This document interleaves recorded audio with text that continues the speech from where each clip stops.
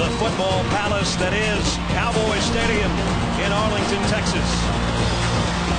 Tonight, Andy Dalton comes in with his TCU team, hoping for another special season like they had a year ago. He's the winningest quarterback in college football today, but in the way in game one, the Rogers brothers, the most dynamic duo in college football today. From Corvallis come the Beavers of Oregon State. Their matchup with the Horned Frogs of TCU is next.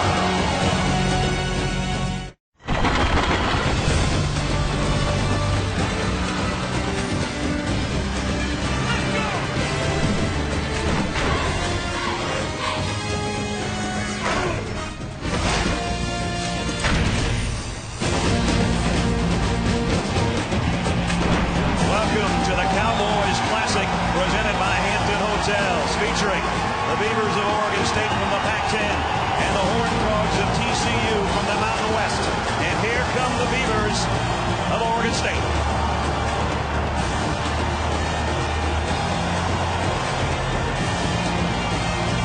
They haven't been ranked in the top 25 in the preseason polls in 9 years.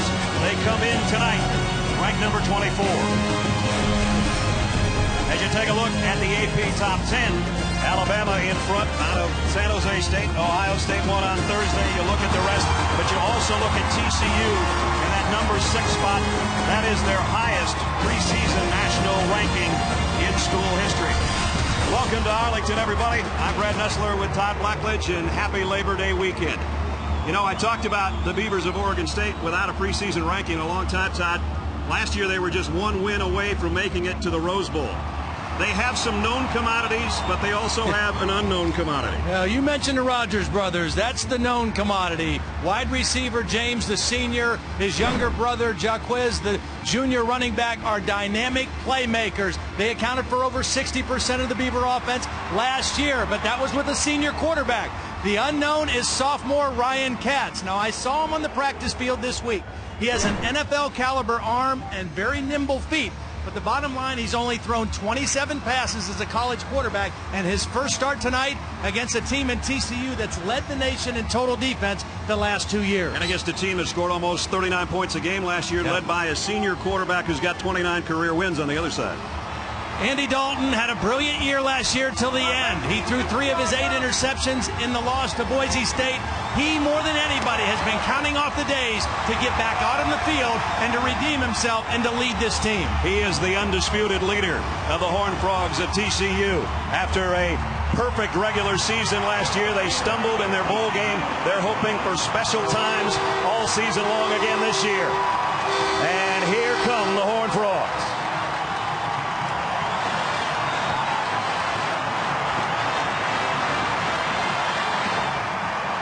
They're the home team with a big crowd behind them.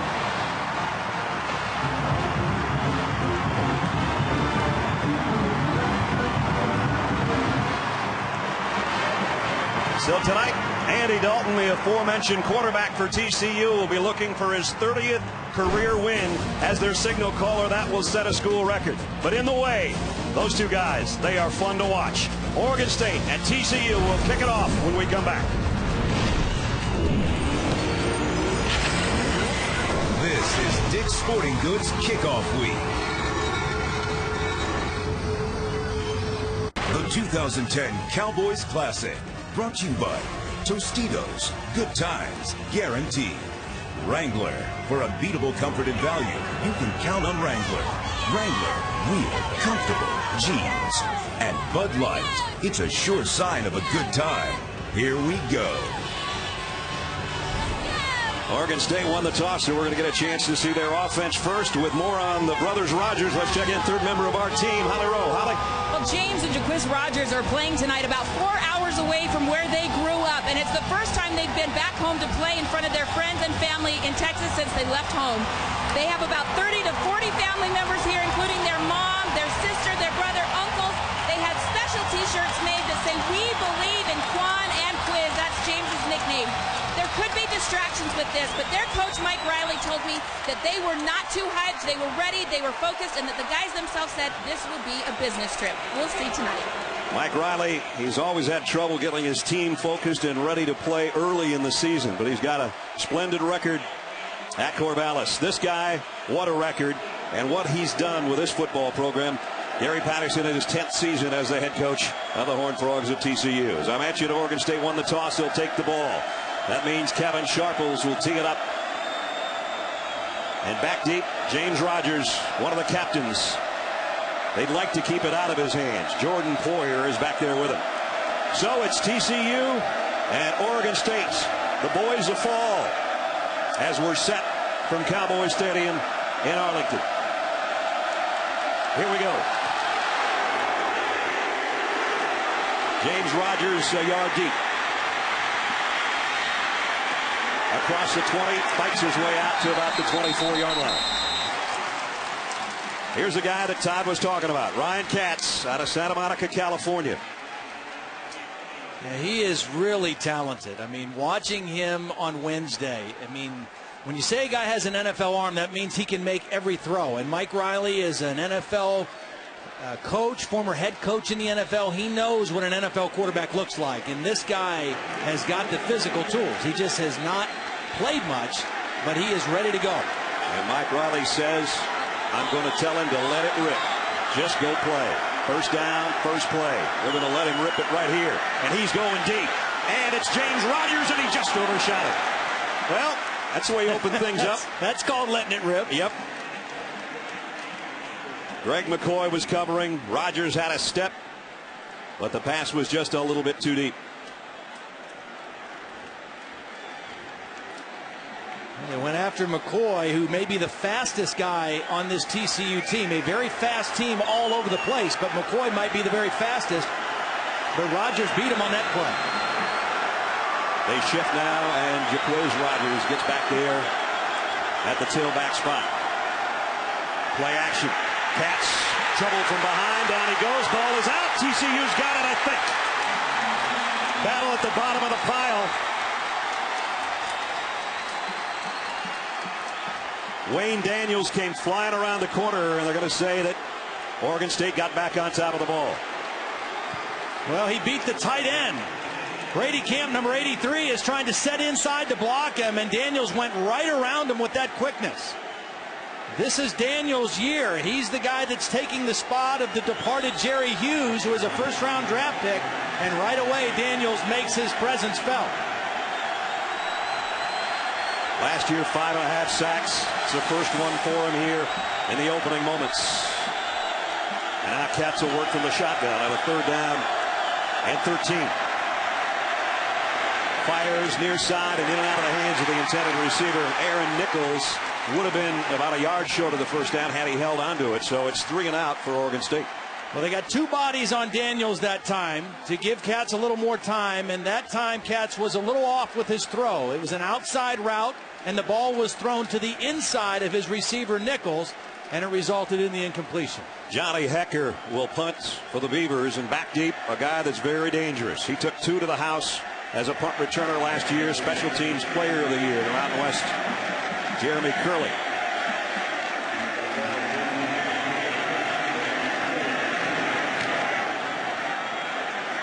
High, deep spiral. Curley's got a backpedal to the 25, made the first man miss, and then gets down the sideline to about the 33-yard line, and that's where the offense of TCU will take over. Let's take a look at the starting lineup for the Horned Frogs. Here's the Big Eaters up front.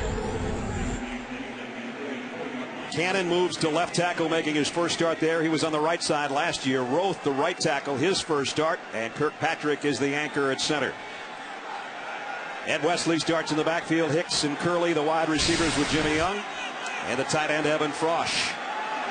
And it's Andy Dalton set up in the backfield with Ed Wesley in a shotgun. And all the receivers have a look to the sideline. We'll see some no huddle out of TCU in this ball game tonight. Here's a quick pass, and it's in and out of the hands of the intended receiver. So incomplete on first down. We'll see As Todd was talking about, TCU go with some no huddle tonight, but not after a play like that. Well, it's one of the differences between a fifth-year senior quarterback who has won 29 games and a new quarterback is you put more on his shoulders. You give him more responsibility at the line of scrimmage to check the plays. You give him more of that leadership role, and Dalton is ready to do that this season. Second down at the 34. Dalton all alone. Slip screen. Curley puts his hand down to keep his balance and got out across the 40, close to the 42-yard line. As we take a look at the defensive alignment for Oregon State, and they have got a great one up front in Stephen Paya, one of the best in college football, with Olander, Henry, and Miller. Linebackers, Keith Pankey coming back from an injury with Wilson and Roberson. And the secondary looks like that's Lance Mitchell, the leader on the back end for Oregon State.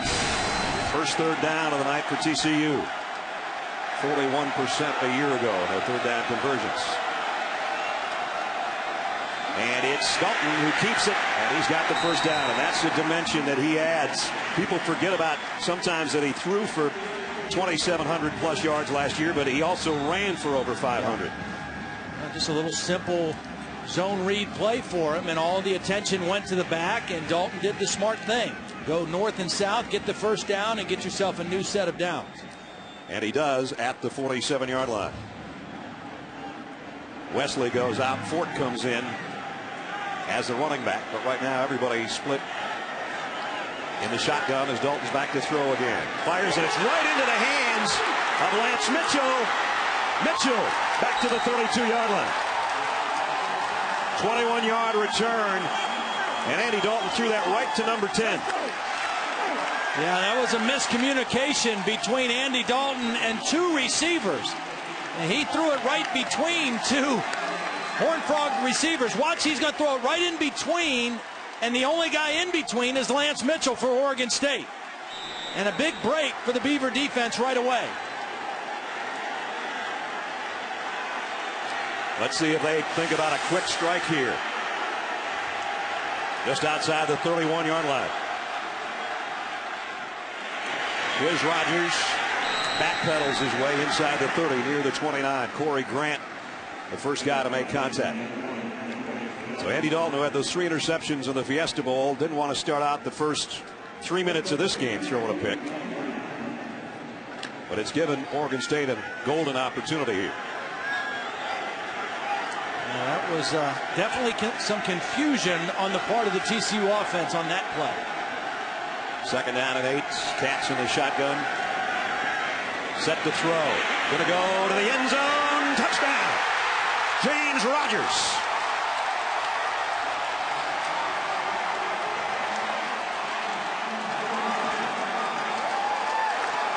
There's the NFL arm, and there's the speed of James Rogers. And there was the protection that you've got to give a quarterback to make that kind of a throw down the field.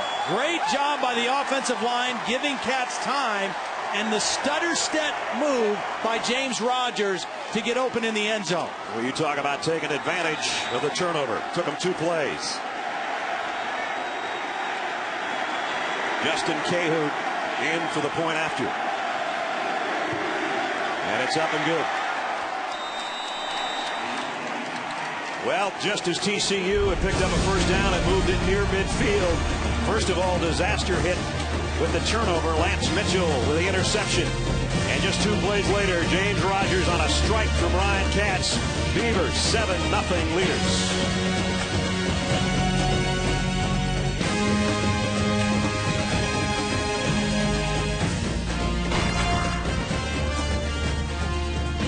James Rogers' 15th career touchdown catch. Oregon State 7-0. Well, I'll tell you, he's having the better of it against Greg McCoy so far early. He ran by him on an incompletion. Watch him now, number 8. Watch this stutter step move right here, and it freezes McCoy. And then he just blurs right by him, and a beautiful throw by Katz. He ran by him early. That time he double moved him and got an easy touchdown.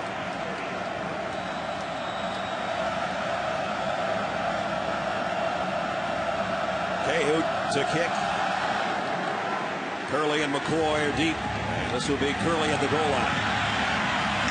Jeremy Curley, hurdled out to the 16-yard line. 7-0 here. Let's check in with Reese Davis in the studio. Reese.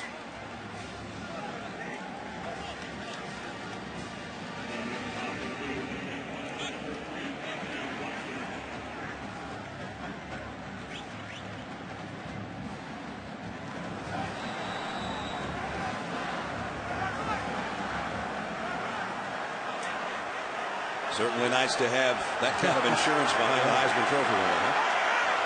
Let's see how Andy Dalton comes back from the interception there. Starting at the 16-yard line. Matthew Tucker in the backfield now, and he'll get the call on the counter. Tucker got his head down and got out to the 20. It's interesting. When we talked to Andy Dalton, we said, okay, you know, you had a tough game. You were the first to admit it in that Fiesta Bowl. What did you learn? What was your takeaway from that game? He said, I learned that I've got to stay even keel. Right. I can't get too high, too down. I've got to, because everybody's looking at me, and I've got to stay even keel. So right now he has that opportunity to show that to his team. After the interception that led to the touchdown, he's still the leader of this football team. Second down at 7. As you look at Dalton again in an empty backfield. They throw the screen out in the flats. And that one's going nowhere. Nice defense. Ed Wesley dropped by Brandon Harden. Let's check in with Holly. Well, Todd, to follow up on your point, after that interception, Andy Dalton of TCU came over to the sideline. Nothing in his face would suggest that he was panicking or having inner turmoil. He was calm. His facial expression never changed. He didn't yell at anyone. He didn't get frustrated with anyone. It was cool as ice. He learned from that experience last year. He cannot show that panic to his teammates, who he said everybody was freaking out when things didn't go well early in the Fiesta Bowl. He's not doing that tonight. So they just weren't in sync and on the right page in that entire game. So far in this first quarter, they aren't necessarily either. He's flushed out of the pocket. He'll keep it and diving for the first down.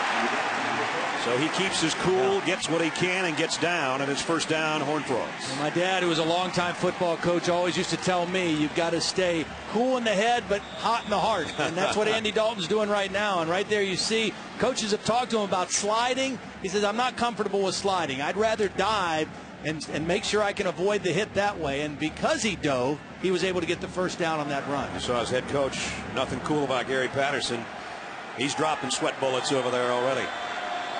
The roof is open tonight, by the way, at Cowboy Stadium. It was closed until earlier and took about 12 minutes for him to open things up. Reminder, Monday night you can catch another big game as Kellen Moore and Boise State take on the Hokies of Virginia Tech. The All-State kickoff in the Capitol, part of Dick's Sporting Goods kickoff week on ESPN, 8 o'clock Eastern time on Monday night. Of course, that game and this game, everybody feel will shape the entire season for the non-automatic qualifiers. Boise State and TCU both in the top 6 after their great season a year ago that ended with Boise State's win in the Fiesta Bowl over this very team that we're watching tonight.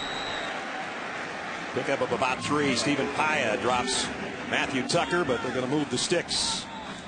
It's pretty interesting. We talked about Andy Dalton being the winningest active quarterback, but look at number 2 and 3, the two guys that will square off in that game Monday night. Kellen Moore of Boise State and Virginia Tech's Tyrone.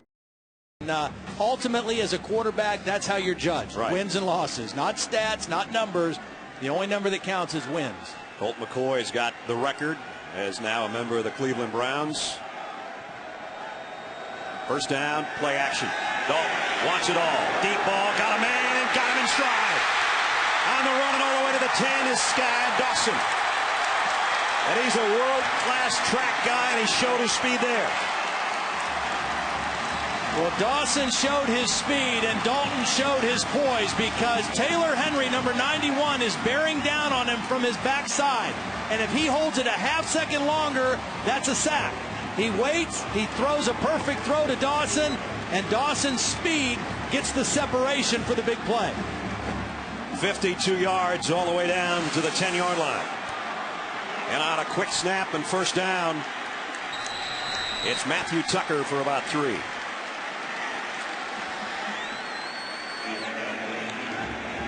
He's spotted down at the 7,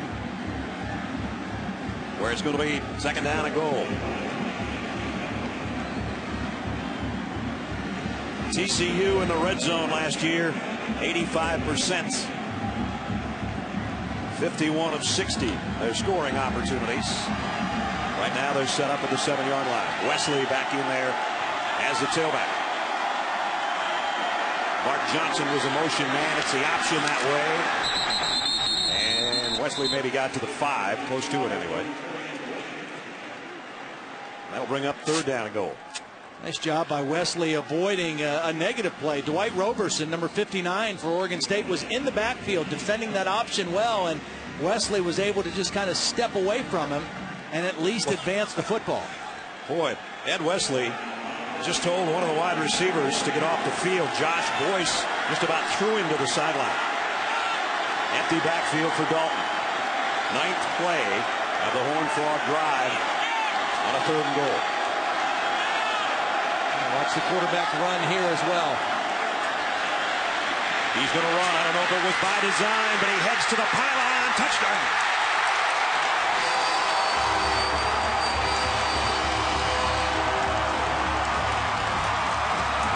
Andy Dalton scores, and we're an extra point away from a tie game.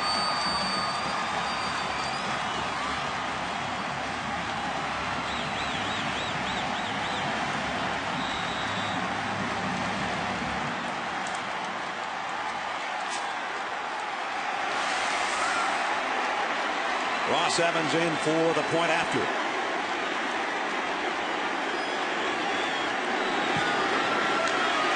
Seven. Dalton with a long pass play to Sky Dawson, and then he does it himself. He came back pretty well, didn't he, from that interception, leading an 84-yard touchdown drive and scoring himself.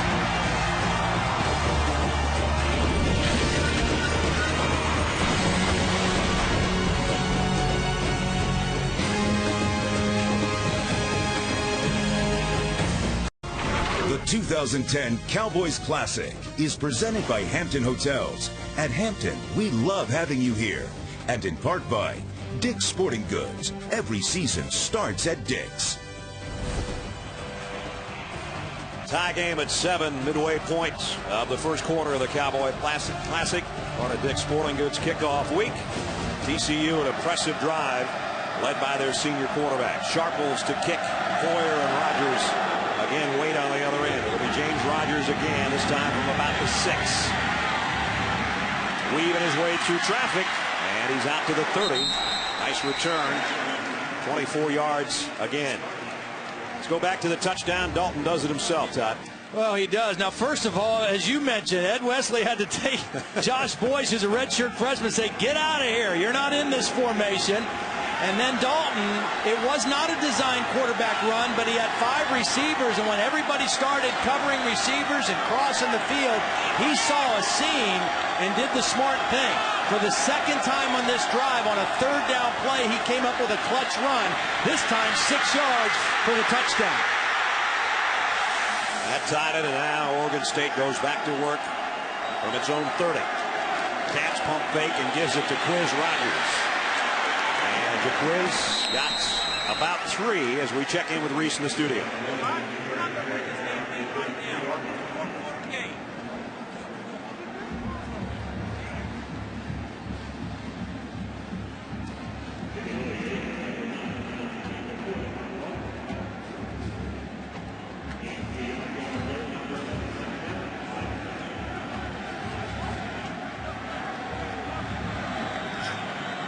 All right, Reese, that one's got to be the top 10 plays of the day, I would think. Along maybe with the interception by Sanders Cummings today at Georgia, a one-handed grab. James Rogers, really no gain on the play.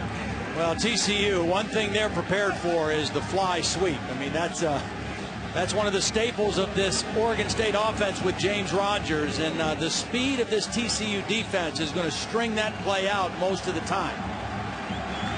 Yeah, here's a big 3rd down for Oregon State, trying to answer the long drive by the Horned Frogs. And here's Daniels again right here, the guy they got to account for in this pass protection. Cats fires deep on the sideline. Aaron Nichols, what a catch, what a throw. And a 1st down at TCU territory. They got 20 on 3rd and 8. Aaron Nichols is one of those dependable receivers. He's played all 3 of their receiver spots during his career, but he's starting at the X or the split end spot now as a senior. Does a nice job running the out route, catch, and got the 1 foot down. You only need one in. TCU is going to take a timeout, I think. Gary Patterson may be hoping that the guys upstairs, led by Jim Blackwood, our replay official, our officials from the Big 12, by the way, that they'll take a look at this. I think the only question is, was he bobbling the ball at all? Because it looked like his left foot was down. We'll take another look as we go to break, and we'll have an answer for you when we come back.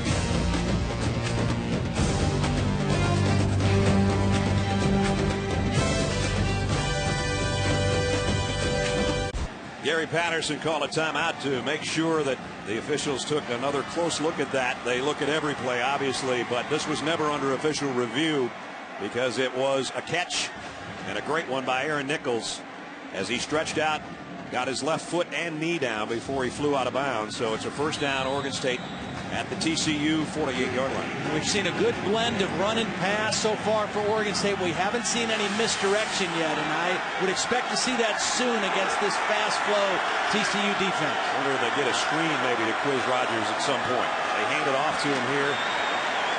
And that TCU defense is tough to run against. They were third in the country last year. They gave up only 80 yards a game on the ground. And of course, Quiz Rogers was one of the most prolific runners in college football last year. Well, they're both just so dynamic. And the thing about them, they're both 5'7", about 190 pounds, but they play much bigger than their size would suggest. They're physical. Even that run in between the tackles for a 5'7", 190-pound tailback, he's not afraid to stick his nose in there. Katz over the middle and got it to James Rogers, and it's a first down to the 36-yard line. See, this is where I think the Oregon State passing game creates problems for a defense, even a good defense like TCU. That time, Jaquiz goes out in the flat, so you got to pay attention to him, and that allowed James to just sit right down in a hole in between defenders. Both those guys on the same side of the field, you got to account for both of them, and James Rogers was left open. James, who has a touchdown catch tonight, trots out to the top. He picked up 9 there. Now they go to the Wild Beavers set, except there's going to be flags come in before they can get the snap. You saw Katz trying to get over to become a wide receiver, and they were going to direct snap it to Jaquiz Rogers. But the umpire did away with that. Well, the question is, was there a lineman who moved for Oregon State? Katz is allowed to move and change formations. There was definitely movement by the TCU defensive front, but were they drawn off by movement from an offensive lineman? Carl Richens is our referee. Dead ball. Offside. Or 57. Defense. 5-yard penalty. Still first down. Well, it goes against the defense, but it kind of spoils what Oregon State wanted to do. Well, they'll take 5 yards, though, against this defense in scoring territory. I mean, Corey Grant is going to react to the movement of the quarterback. See, he goes, and there's Grant jumping off sides because of the movement of the quarterback. Now they will go back to the same set. Quiz Rogers to take a direct snap on 1st and 5. And he blasts off the left side inside the 30. About a yard or two. Tank Carter made the tackle. Yeah, and Tanner Brock came flying in there as well. The new middle linebacker who's taking the place of Darrell Washington. The key losses for this defense, Jerry Hughes, who was a first-round pick by the Colts, a defensive end. He's on the sidelines tonight. And there he is right there in the black shirt. And Darrell Washington, the middle linebacker, who's now the starting linebacker for the Arizona Cardinals. Second down here for Katz. Draw play to Rogers. And Jaquiz is all covered up. No gain. Tyler Luttrell, one of the first guys there. And it'll bring up another third down situation. Even though Jaquiz has been pretty bottled up so far, you've got to keep mixing and matching with the pass and the run, because he's capable of busting one out if a defense loses assignment. Plus, you have to keep that defense honest. He's only got 8 yards on 5 rushes, but they've got good balance in their offense so far. Now his brother joins him in an I backfield. Quiz in the stance. James, the tailback. Katz in trouble. Got away from it and throws it incomplete, intended for James Rogers. Would have been right at the first down stick. And so it's 4th down. Tank Carter got the pressure that flushed Katz out of the pocket. So the field goal unit will come out.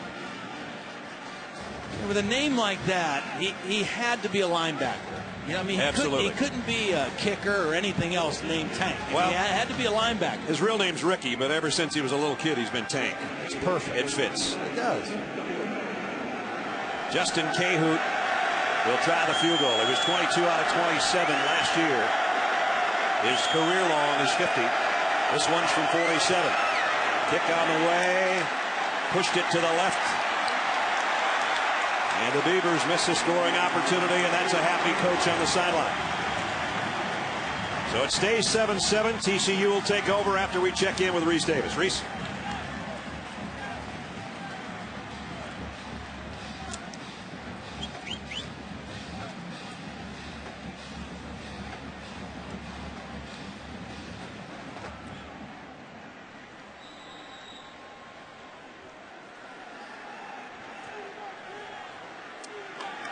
One of the great dual threats in college football, Jake Locker. Here's a guy that's not bad either, Andy Dalton at the controls, and he'll keep it. And he's got a first down right on cue. Pick up of 12. When your quarterback is a viable running threat, it just creates more dilemmas for a defense. They already spread you out by their formations, and then the speed of their wide receiver group you've got to respect. And then when the quarterback can run as well, makes it doubly difficult. Dalton in the gun. Bart Johnson in motion on a first down. Play action. Firing out. Oof. Johnson made the catch, and he maybe wishes he hadn't. He got leveled out there in the flat.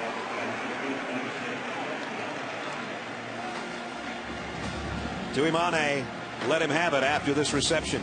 Yeah, he's right on it. It's a good throw by Dalton, but good defense, better defense by Oregon State. Tuimane was a guy who lost his confidence last year. I mean, they groomed him to be a starter as a junior. He had some trouble in pass coverage. He became a special team star, but he's back out there now as a starting safety. Second down and 8 for TCU. Fly sweep coming with that speed again of Dawson. He got dropped as he was approaching midfield, got to the 48-yard line. James Dockery made the tackle. Will bring up third down. Dockery, one of the captains of the defense, making his 14th career starts. See, this is perfect situation, third down for TCU, because it's third down and less than 5, so that means everything is open to them. They can throw, they can hand it off, or your quarterback Dalton can run. You've got lots of options with this yardage on third down. Tucker's in the backfield with Dalton. Option, Tucker gets the pitch, Tucker gets the first down. Again, showing their versatility. Dalton, several times on that scoring drive, kept it himself to convert third downs. This time the pitch out to his tailback. When you have to defend both pass and run on third down as a defense, you're at a disadvantage. I mean, the offense has the upper hand in that situation, and they made it count that time. So now it's at the 46-yard line, back in Beaver territory. Dalton under center. Rolls out. Plenty of time. Deep middle. Just overshot Jimmy Young, who might have had a catch and maybe even a touchdown.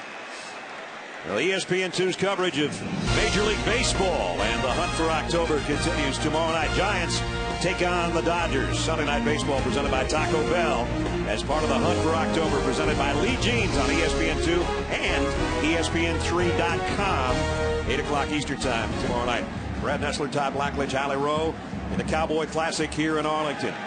Late in the first quarter, tie game between 6th-ranked TCU and number 24 Oregon State. Tried a little quick opener to Matthew Tucker, and he got only about a yard. This is the house that Jerry built. Jerry Jones on the right, Larry Scott on the left. Commissioner of the Pac-10. And what a spectacular football facility. There's nothing better. If you've never been here, if you get the chance, trust Todd and I, we've been here twice now. Yeah. I could do a game here every week, wouldn't bother me. Yeah. Six Flags is right next door. Yeah. I don't think it has anything on this place, though. Jeez. Third down and long. 3rd and 9 as Dalton has time. Running out of it. and he'll go down. Stephen Pyle, the big guy from his tackle position, a preseason All-American, and that ends the quarter with a sack of the TCU quarterback. It's been a good one so far.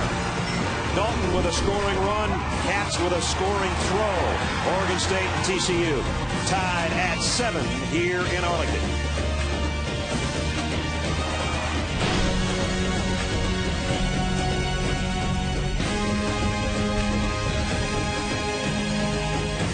You're watching ESPN, new home of the Bowl Championship Series.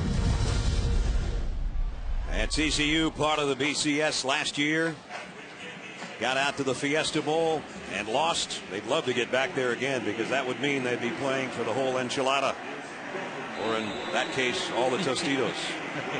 The national championship game there this year. Start of the second quarter as Anson Kelton will punt, and James Rogers back at his own 10-yard line. Trying to keep it out of his hands. Don't think he's going to, but he's hit immediately. Nice coverage. Wobbly kick didn't travel that far, but it did keep James Rogers from doing any further damage. He did do some damage, though, in the first quarter. The long touchdown pass from Ryan Katz, and Oregon State took advantage of the turnover they got by the early interception by Dalton. And Katz looks comfortable. The only thing for Oregon State I think they've got to do in this possession is they've got to get Jacquizz Rodgers the ball in space. Right. They've handed it off to him. He hasn't had much room to run. Look to see him throw the ball to him. Try to get him out in space, see if he can make somebody miss. He's in the backfield right now. They haven't tried the screen pass yet, but it's a valuable tool. Play action. Katz throws it deep out, and it tipped. Nice job getting a hand on that to break it up. Ibiloye, who's had kind of a tough game so far, made a nice play on that one. Yeah, he did. He had the underneath coverage, so he was responsible for getting underneath that out route that James Rogers was running, and he almost got the interception. Alex Ibiloye, a senior grad student, in fact, out of Garland, Texas, makes the play and brings up a second down at 10. Katz with 3 wideouts and his tight end Camp on the right side, and here's Jacquizz Rodgers trying to make his own space, and he does. Out for a first down. Nice run, the best of the night for Jacquizz. He got 14. Well, he's powerful, he's built low to the ground, and he's not going to come down with arm tackles. So you better swarm to the football when he gets it. The little delay draw. Nice job in there blocking by his right guard, Burke Ellis, number 74, that kind of sprung him. And then look at his brother James Rogers blocking for him on the second level. So first down out at the 34-yard line. Give it to him again. This time tough sledding on the inside. Maybe got a yard. Todd was talking about James Rogers. One of the things he likes to do for his little brother, who's 13 months younger, is block out there for him. I love the way he runs. I mean, he runs hard and makes a few guys miss, and having to block for him is very hard because you don't know which way he's going to go. So you try to give him a two-way go when you're blocking a defensive back or a linebacker. So I just had to say running, like just being able to see him out there make a few moves. He's made a few, but he hasn't broken a big one. The 14-yarder earlier in this drive is the biggest so far. Katz fires, and slipping out there on his break was James Rogers. So it's incomplete. It'll bring up third down and long. TCU came with the blitz. It was single coverage out there, and that time Greg McCoy, who's been victimized a couple times tonight, got the better of it with James Rogers. There's contact, and as he's coming out of that contact, James Rogers slips and falls down, and the pass goes incomplete. And the blitz came from that side, so Katz had the right idea where he wanted to go with the ball. And now it's third and long. And the fans here coming to life for the TCU defense. 3-man rush. Katz has time. And now he's going to try to tuck it and get what he can. It won't be enough, but he's close to the first down.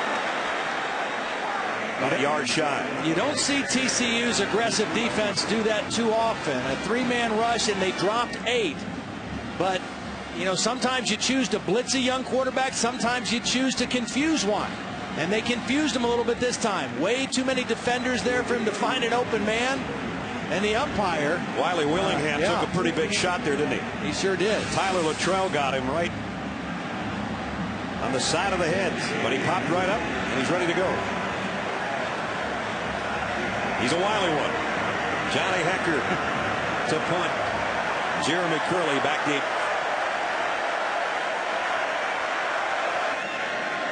And they're going to fake the punt. The throw's complete. First down and a bunch more. Jordan Poyer on the pass from Johnny Hecker. I saw them work on this Wednesday in practice. Hecker was a high school quarterback before he came to Oregon State.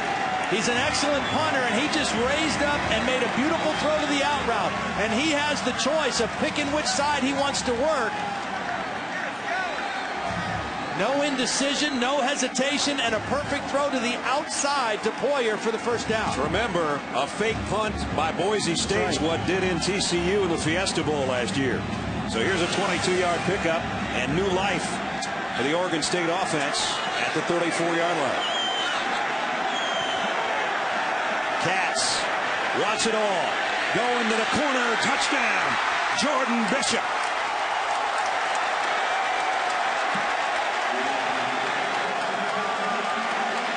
.34 yards for the score.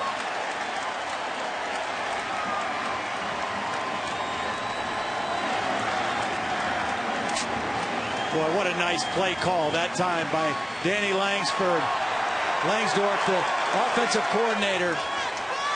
That was nice. Cahoon in for the point after.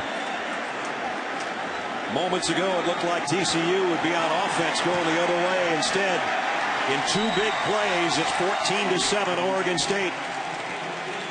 Mike Riley pulled one out of his hat first with a fake punt as Hecker throws a dart to Poyer on the outside. And then just one play later, Ryan Katz in his first start, his second touchdown pass of the night. The Beavers trying to surprise the number 6 team in the country, 14-7.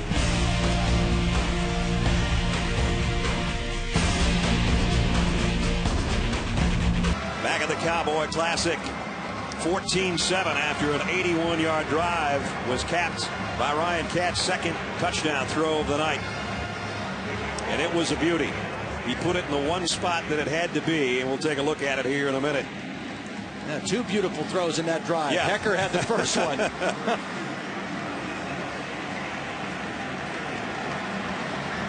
Josh Boyce and Jeremy Curley are back deep, awaiting Justin Cahoon's kick. And it's short to the near side. Curley's going to have to track it down at about the 7. Curley out across the 25 to the 26-yard line. It's time to take a look at our protection spotlight, brought to you by Castrol GTX. And Todd will pick it up here. Well, I'll tell you, here's what TCU's thinking. We've got to account for James Rogers and Jaquiz Rogers. Where are they going to be? But they didn't account for Jordan Bishop, who's going to run the post route for the touchdown. The linemen do their job. There's your protection. Yep. And then the beautiful throw by Katz.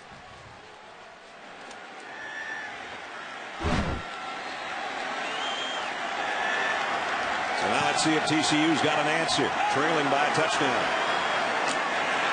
Give to Ed Wesley. They're trying to establish a little ground game, and Wesley just got him some. It'll be a first down run, pickup of 11. Wesley and Tucker almost interchangeable, really. Both went over 600 yards last year. Both averaged over 6 yards a carry. And they had 12 rushing touchdowns between the two of them. And running the football is what TCU did the best last year. They were 5th in the country in running the football. Averaged over 239 yards per game. And everybody jumps here. Let's see if it's a false start, or if there was contact made by Oregon State defensively. Haven't had a lot of flags so far, which is good for a first game.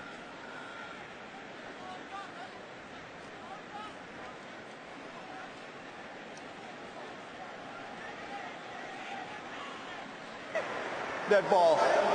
Offside. Number 78. Defense. 5-yard penalty. Still first down. It indeed was against Mike Riley's Beavers. Brandon Olander. Monday night big game. Number 3, Boise State. Number 10, Virginia Tech. It's the All-State kickoff in the Capitol, part of Dick's Sporting Goods kickoff week. Monday night, 8 o'clock. That'll be another dandy. One of 3 games involving teams both ranked in the top 25. The one you're watching right now is one as well. As a first down run by Wesley, out to midfield where Mitchell made the stop. I think this is a good idea by TCU's offense. They've got co-offensive coordinators, Jared Anderson and Justin Fuente. I think last year in that loss to Boise State, they got away from their running game a little bit. Only 36 yards rushing on 20 carries. They got a little pass heavy in that game. Maybe panicked a little bit when things weren't going well, but their strength is running the football. Dalton off his back foot just puts one up for grabs, and is going to be pass interference. Luckily, actually, for Bart Johnson, Lance Mitchell, I think, just got lost and got tangled up. And that'll be a first down for TCU. Well, what happened was Bart Johnson was so open. Defense number 10. 15-yard penalty, automatic first down. Bart Johnson was so wide open that Andy Dalton just wanted to get the ball to him. But he didn't have enough on it, and so Johnson had to wait for the ball. And when that happened, Lance Mitchell was able to make contact. This is actually a better play for Oregon State, because if Dalton throws that deep enough, it's a touchdown. As a result, it's just a 15-yard penalty against the defense. So it puts it at the 35-yard line for the first down. A 2 tight end set for the first time tonight for the Horned Frogs, and Dalton will be all alone in the backfield. He's going to be joined by Tucker momentarily there. First and 10. Tucker. Inside run, they got about 3. Down to the 32. Tony Wilson made the stop along with Keith Pankey, the linebacker. Pankey coming back from an injury. That's been quite a story. Torn Achilles. They had some Achilles problems on this team on the defensive side of the football, but you played with his daddy. Yeah, I sure did. Irv was a big offensive lineman, was a senior when I was a freshman, and got drafted by the Rams. He actually ruptured both of his Achilles in his pro career. So maybe it's hereditary. Yeah. Second down and 7. Play action. Dalton, plenty of time. Fires near side. What a catch. Inside the 20 by Curtis Clay. And boy, Andy Dalton got some smoke on that one. Pickup of 13. Tuimane was out there covering, but not covering well enough from a throw like this one. Yeah, strong throw from the hash to the opposite side. Good blend of run pass right now for TCU. If you put this Oregon State defense back on their heels a little bit. TCU going without a huddle, and they drew Haya, I think, the guy that jumped in there offsides, and they're going to get a free 5 out of this one too, and that'll give Dalton a chance to run over the sideline. Defense, 5-yard penalty, still first down. Stephen Paya was the guy that jumped in the middle, and he's pointing at himself as if to say, my fault. He is a load. Yeah. An amazing story. I mean, he was a former rugby player from Tonga, didn't play football until he was a senior in high school, and has developed rapidly into now a guy that NFL scouts are saying is one of the top 2 or 3 defensive tackles coming out next year. Dalton gives it off on the sweep. Wesley to the corner, and it's first and goal.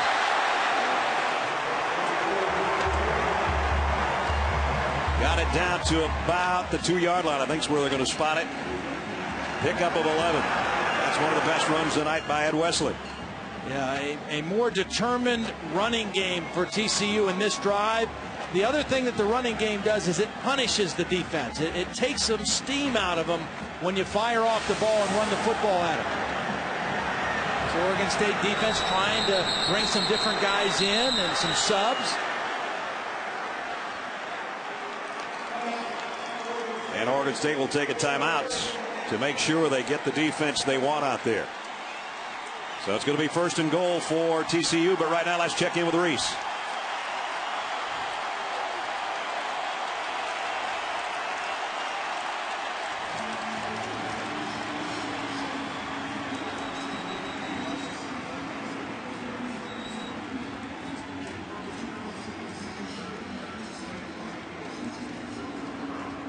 Well, we're 14-7 here, but 2 yards away from being tied once again. Oregon State called that timeout. They bring out their defensive alignment. But TCU set up before that timeout. They had Antoine Hicks in a full house backfield with the fullback Luke Shivers and Matthew Tucker, the tailback, and that's what they've got again. Inside handoff, pickup of about a yard as Shivers got him close. He's not a bad choice. He's had 7 career touches and he scored 4 touchdowns. Shivers, that is. 3 touchdowns on the ground on 4 carries before that one. 2 career receptions have also netted him a touchdown. That time he got about a foot short. Now Curley in motion on a 2nd down and goal. Bootleg, throw to the end zone, wide open. Curley, touchdown.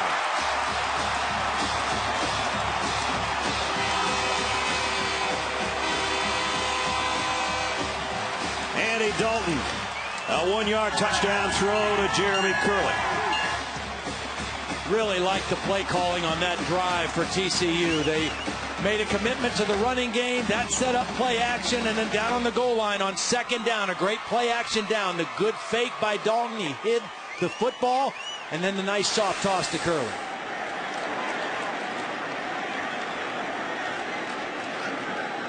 Evans in for the point after, and it's up and good.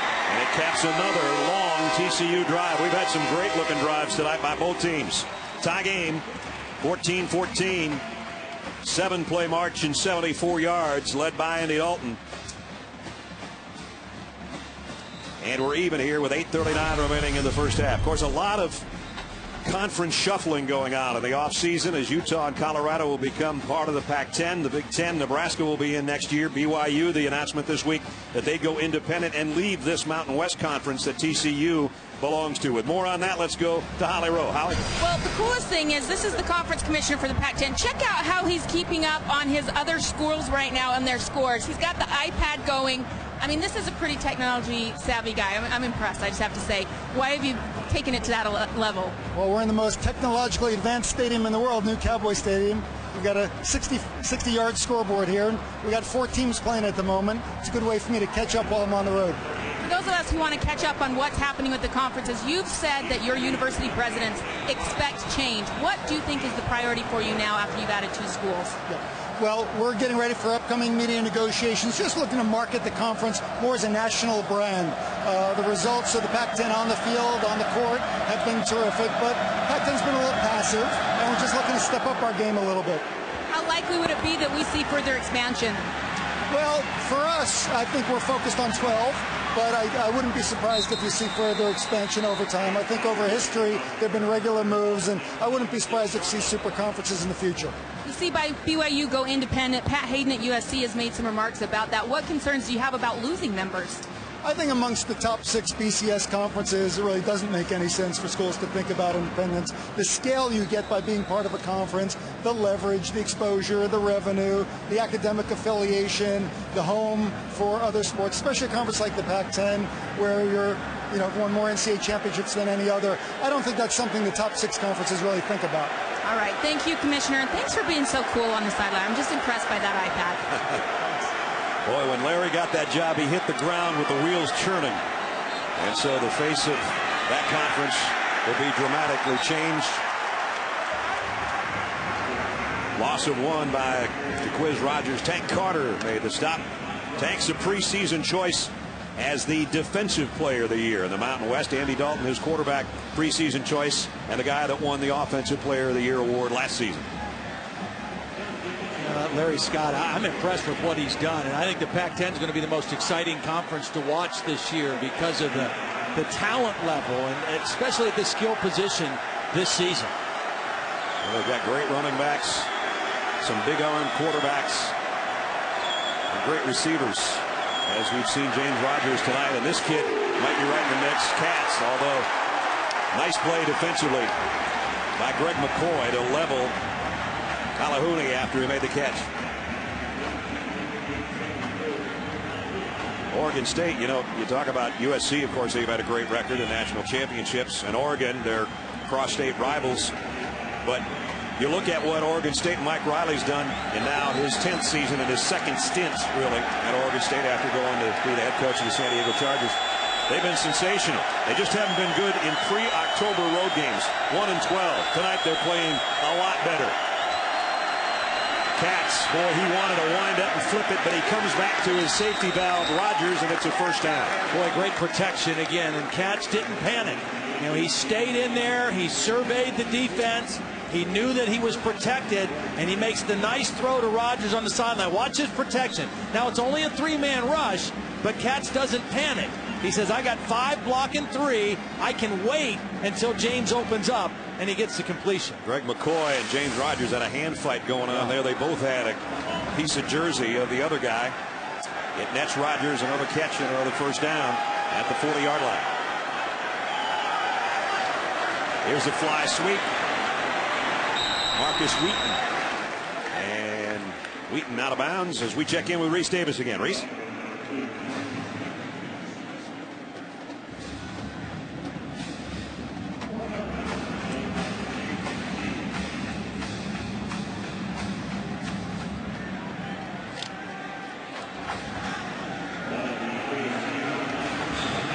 Of course, last year Oklahoma opened up the college football season here at the Cowboys Classic, and we saw Sam Bradford go down to injury. That we want to avoid tonight. Ryan Katz wants to avoid the blitz. He throws one in the ground. Closest guy was Quiz Rogers. Tyler Luttrell and Wayne Daniels were chasing him down from behind. Yeah. Well, they tried to set up a little play-action screen to Quiz Rogers. There was a blitz coming from the opposite side by TCU, and it's really a pretty smart play by Katz because that play had no chance. Well, guys, knowing that they'd see a lot of blitzes tonight, Ryan Katz prepared for it in the offseason. Every single scrimmage, every practice, they would add an extra blitz period. That's something he's been trying to get better at picking up, guys. He did a good job there. Here he is on 3rd and 4. Incomplete, intended for Aaron Nichols. Nice job by Katz of just sliding away from the pressure, but then he had to throw back across his body, and he didn't get that one quite where he wanted to. Well, it's okay to slide, but right here he's got to reset his feet, because when he slides left and tries to throw, you can't be accurate that way. Slide away from the pressure and then quickly reset your feet and make an accurate throw, because he had a man open. Well, Johnny Hecker will be in punt formation. Remember, they faked the punt last time, kept their drive alive as he threw a 22-yard completion that ended up leading to a touchdown. We're going to assume that he's going to punt it away to Jeremy Curley.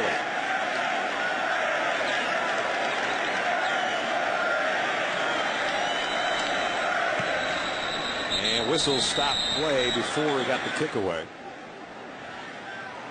Prior to the snap, delay a game, offense, 5-yard penalty. Still 4th down. Well, they can back him up and he can take a longer shot at it if he wants to. And with that, we get our trivia question for tonight. Who's the only defensive player to win the Davey O'Brien Award? Davey O'Brien, of course, was a TCU alum. It's a little bit of a trick question. As you're thinking quarterback, think outside the box, folks. Here's Hecker. And Curley. Fair catches at about the 16-yard line. 43-yard kick. TCU tied it up last time. They'd like to get the lead back. They've got 6 minutes to work with when we come back.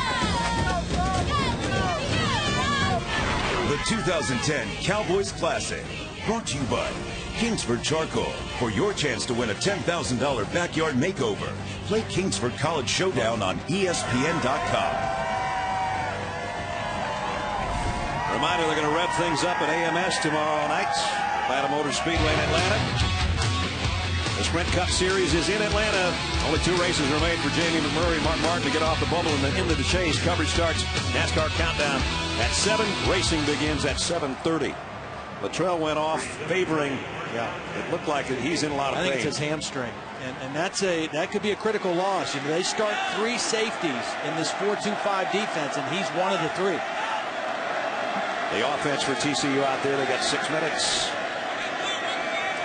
And 2 timeouts to work with after a nice drive last time. Matthew Tucker with Dalton in the backfield.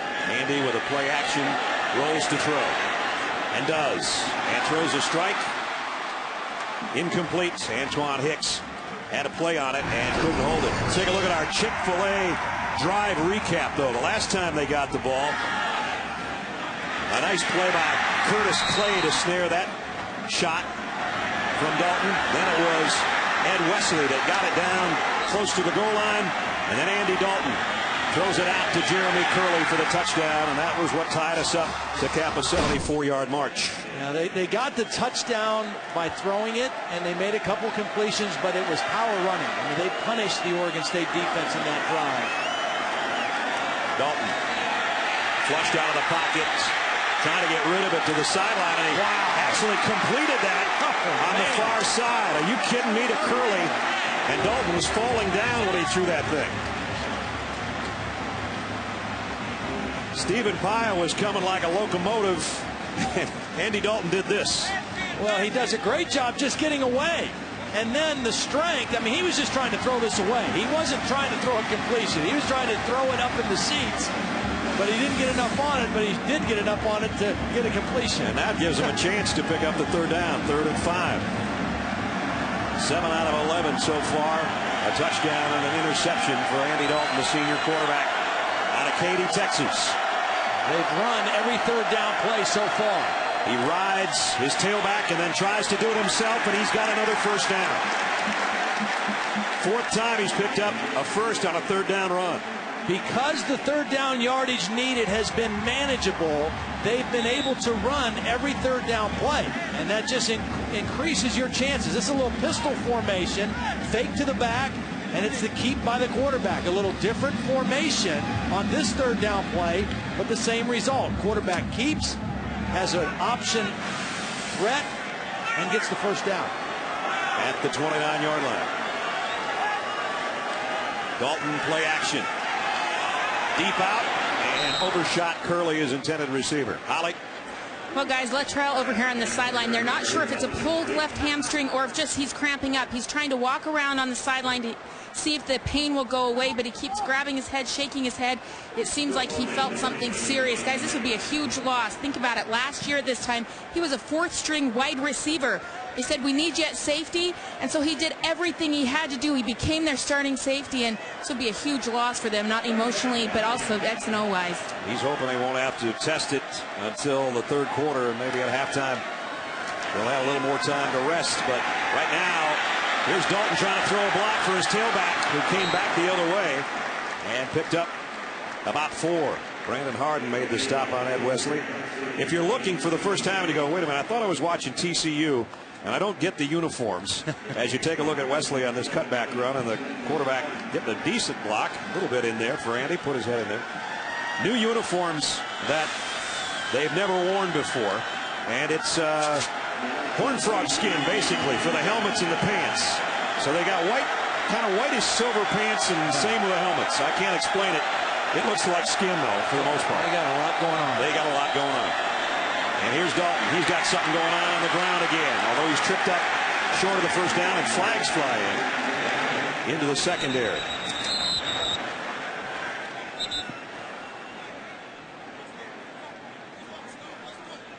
This was near the end of the play, and I didn't get a preliminary signal on what it's about. And again, a run on third down. Might be a holding call that will give TCU a first down if it's holding defensively.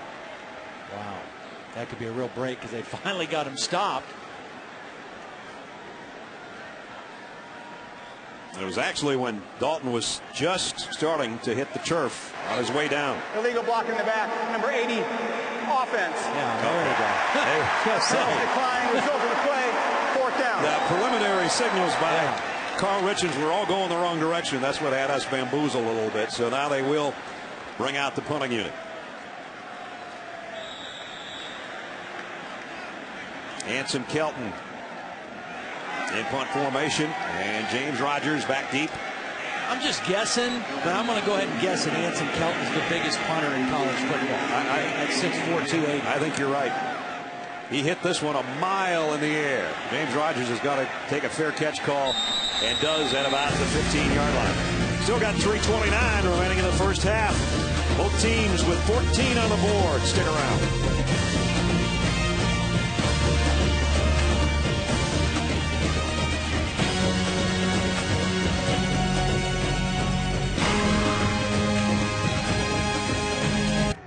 Mike Riley, the head coach of the Beavers. This is where your quarterback making a first start. Just be careful, right? He's got to be smart right here. He's done everything that Mike Riley could possibly hope. He's thrown the ball well. He's managed the offense. Don't get careless or greedy right now here before the end of the half. From the 16-yard line. And they'll keep it on the ground. Quiz Rogers keeps his balance, gets what he can, and picked up about 3. He gained a few yards, but lost his shoe. Yeah. Now Luttrell is out, as Holly mentioned. That hamstring injury not allowing him to come back in. So his replacement is Colin Jones, a senior from Bridgeport, Texas, number 28. Here he is right here. So this is a critical substitution in this defensive scheme. The safeties are the most active guys in this defense. Cats, heavy pressure. Deep ball's got a man in Bishop. Just about made the catch. And he's got to pick himself up and readjust his knee brace. Boy, he hung in till the last moment. Yeah, kind of got sandwiched in there by Mapunga and Yendry. Both of them in there for the hit on the quarterback. He does make a nice throw under duress off his back foot. And again, here's where he's got to be smart. 3rd down and 8, deep in his own territory. Don't let TCU seize the momentum right here before halftime. Jordan Jenkins in the backfield. He came in when Quiz Rogers went out with the shoe issue. Crossing pattern. Oh, what a hit. Put on Aaron Nichols by who else? Tank Carter.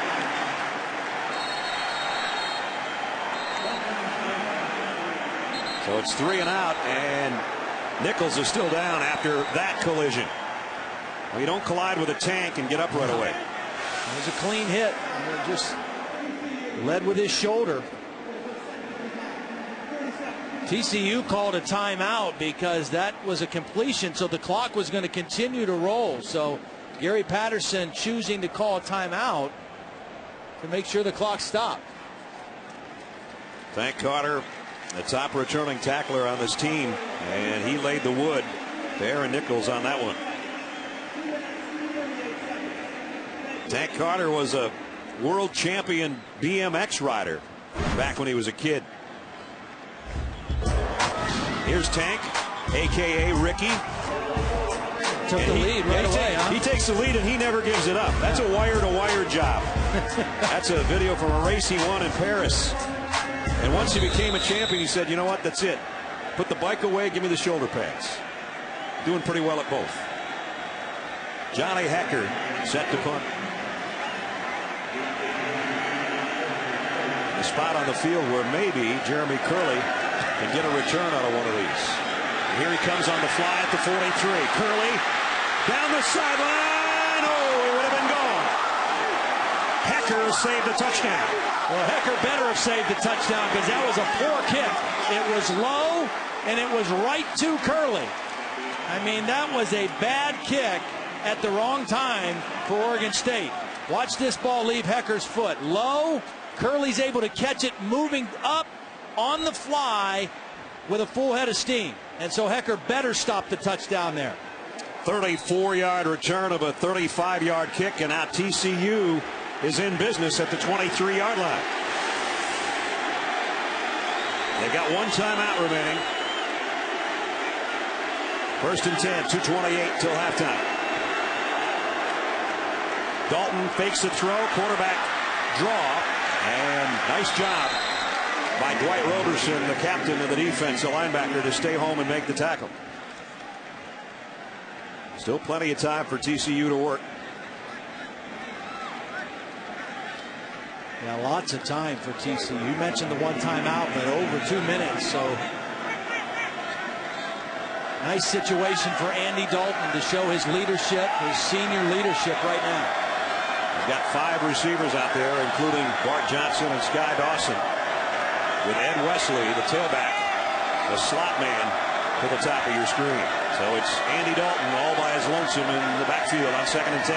Quick fire inside the 20, and a big hit put on Sky Dawson. Now, he paid for that 4-yard pickup too. Brandon Harden, the junior out of Honolulu, said, "How are you?" right at the sideline.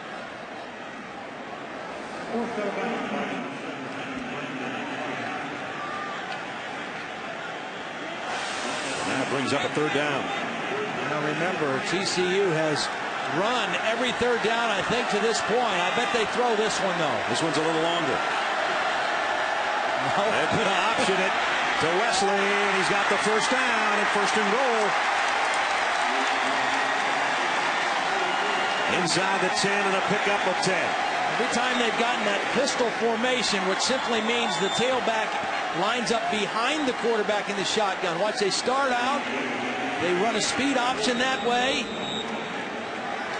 and they catch the defense outflank. Bart Johnson, the wide receiver, with a nice block on the outside. So they've got it first and goal now.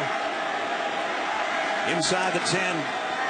Wesley again, weaving his way, touchdown.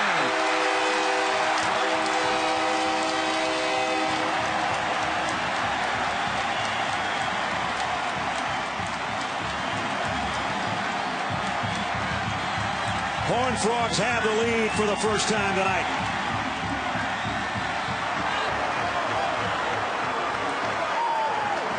Nice run.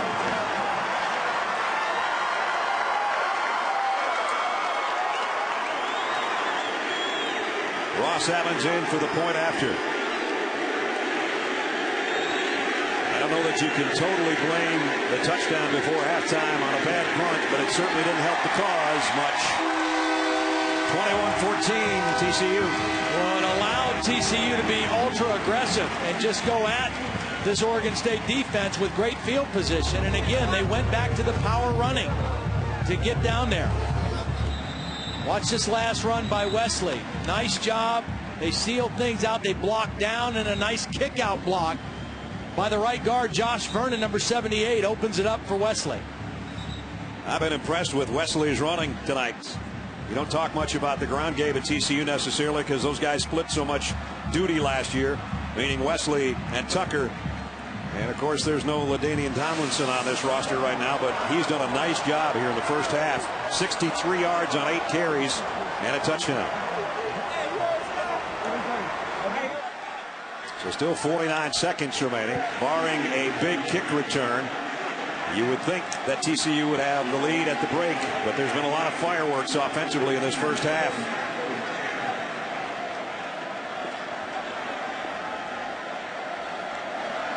TCU has played great defense over the years, but the bottom line, they've won 31 consecutive games when they've gained more yards rushing than passing. Running the football is what they do best on offense. Sharples kick. James Rogers from the 6. James Rogers trying to find himself a seam and got out to about the 30. Kenny Kane made the stop on the kick return. Well, a little bit earlier we asked you our trivia question, and it was, who's the only defensive player to win the Davey O'Brien Award? The trick in that is Davey O'Brien Award's a quarterback award now, but Mike Singletary of Baylor won it twice, 79 and 80. Davey O'Brien, who played here and was a Heisman Trophy winner in the late 30s, one of the greats after he took over after Sammy Baugh. Talking about one good one taking over after another good one. Cats, deep middle, and nobody home there. It was intended for Jordan Bishop. Davey O'Brien Award, speaking of that, my partner, former Davey O'Brien Award winner. My other older partner, Bob Greasy, just named as the Davey O'Brien Legends winner. That'll be presented to Grease back in late February. So, Bob, congratulations. I'll be there. It's a great event. I go back every year. Tremendous event at the Fort Worth Club. Here's a draw play. Quiz Rogers going nowhere. Wayne Daniels had a nice first half, and he stayed home, and it's a loss on the play. So they've done a nice job bottling up Jaquiz Rogers from his tailback position. Mike Riley took a shot on first down to see if they could get one completion, and Cats kind of threw it in the middle of nowhere, and he said, that's it. Yep. We'll run the clock out now, go in at halftime, make some adjustments, see how we can get Quiz a little bit more involved. A late touchdown by TCU after just having to go 23 yards following the punt return by Curley is the difference in the ballgame so far. TCU will get the ball to start the second half, so momentum clearly on their side right now. Well, the TCU faithful happy. Andy Dalton has a touchdown pass in the first half, 21-14, as we check in with Holly. Well, Coach, there were so many unknowns about Ryan Katz here. What do you think he's done in the first half? Well, I think he's made some plays, and we haven't been very consistent, but he's made some plays, hit a couple of good passes, handling himself pretty well, I think. You know, we're not near as consistent as we need to be to beat this team, and that drive right before the half by them after the punt return was not a good deal. So we got to recover from that and get a stop early and go after him again. How do you get Quiz loose? We haven't seen much from him. No, you know, that's the biggest part of this game right now is they're running the ball better than we are. So we've got to find a way to get him going. They're a very good rush defense. We just got to do a better job of finding some stuff that he can do, because he can run. We just got to find some lanes for him. All right, thanks, Coach. Thank you. Mike Riley's team had 2 leads in this ball game, but they gave up the lead in the final minute before the half. TCU at the break leads at 21-14. Time now for the Wendy's halftime report. Reese Davis, Lou Holtz, Mark May. Fellas, take it away.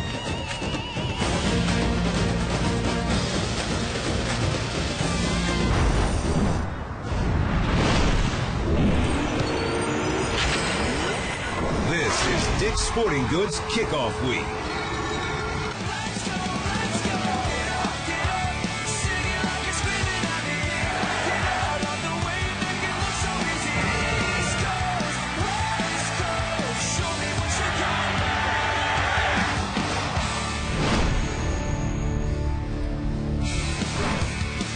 Welcome back to Arlington, Texas, the Cowboy Classic presented by Hampton Hotels. The home team, TCU, ranked 6th in the country, leading number 24, Oregon State, by a score of 21-14. Welcome back to Arlington and Cowboy Stadium, everybody. Brad Nessler along with Todd Blackledge. Holly Rowe will join us in just a second. Partner, I think there's a couple things as we go into the third quarter. I don't know if it's imperative that Oregon State gets a stop on TCU to start this third quarter, but they got to get Jaquiz Rogers somehow involved offensively. Yeah, I think what Mike Riley said to Holly coming off the field is exactly right. TCU's ability to run and Oregon State's inability to run in that first half was the difference in the ball game. They've got to get Jaquiz more involved. This is a guy that gained over 1,000 yards back-to-back season. Right. He only had 24 yards in that first half, and 15 of it came on one run. So TCU did a great job of bottling him up in the first half.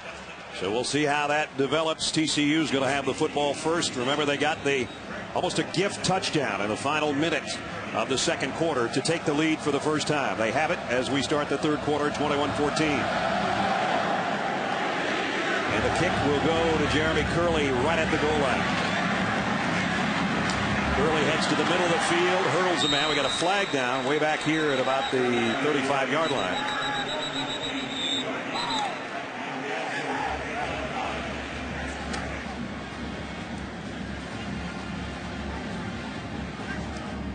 This year, wedge blocking is illegal on kick returns. I don't know that might have been the call. We didn't get a preliminary signal again. Here is the call. During the return, holding number 35 of the return team. 10-yard penalty, first down. That's what happens when you don't wedge block. You hold people. Let's check in with Holly. Well, coaches are never happy, but Gary Patterson was as happy as he could be with how his defense played against the run in the first half. What he didn't like was how they played against the big plays. He said, I knew exactly what pass was coming because of the formation. I told the defense, and they still gave up that big pass play. So, guys, he wants them to tighten it up there, but he said we've got to quit turning the ball over. He wants a senior quarterback to show some leadership in that regard. Here's a senior quarterback in the shotgun inside the 10-yard line.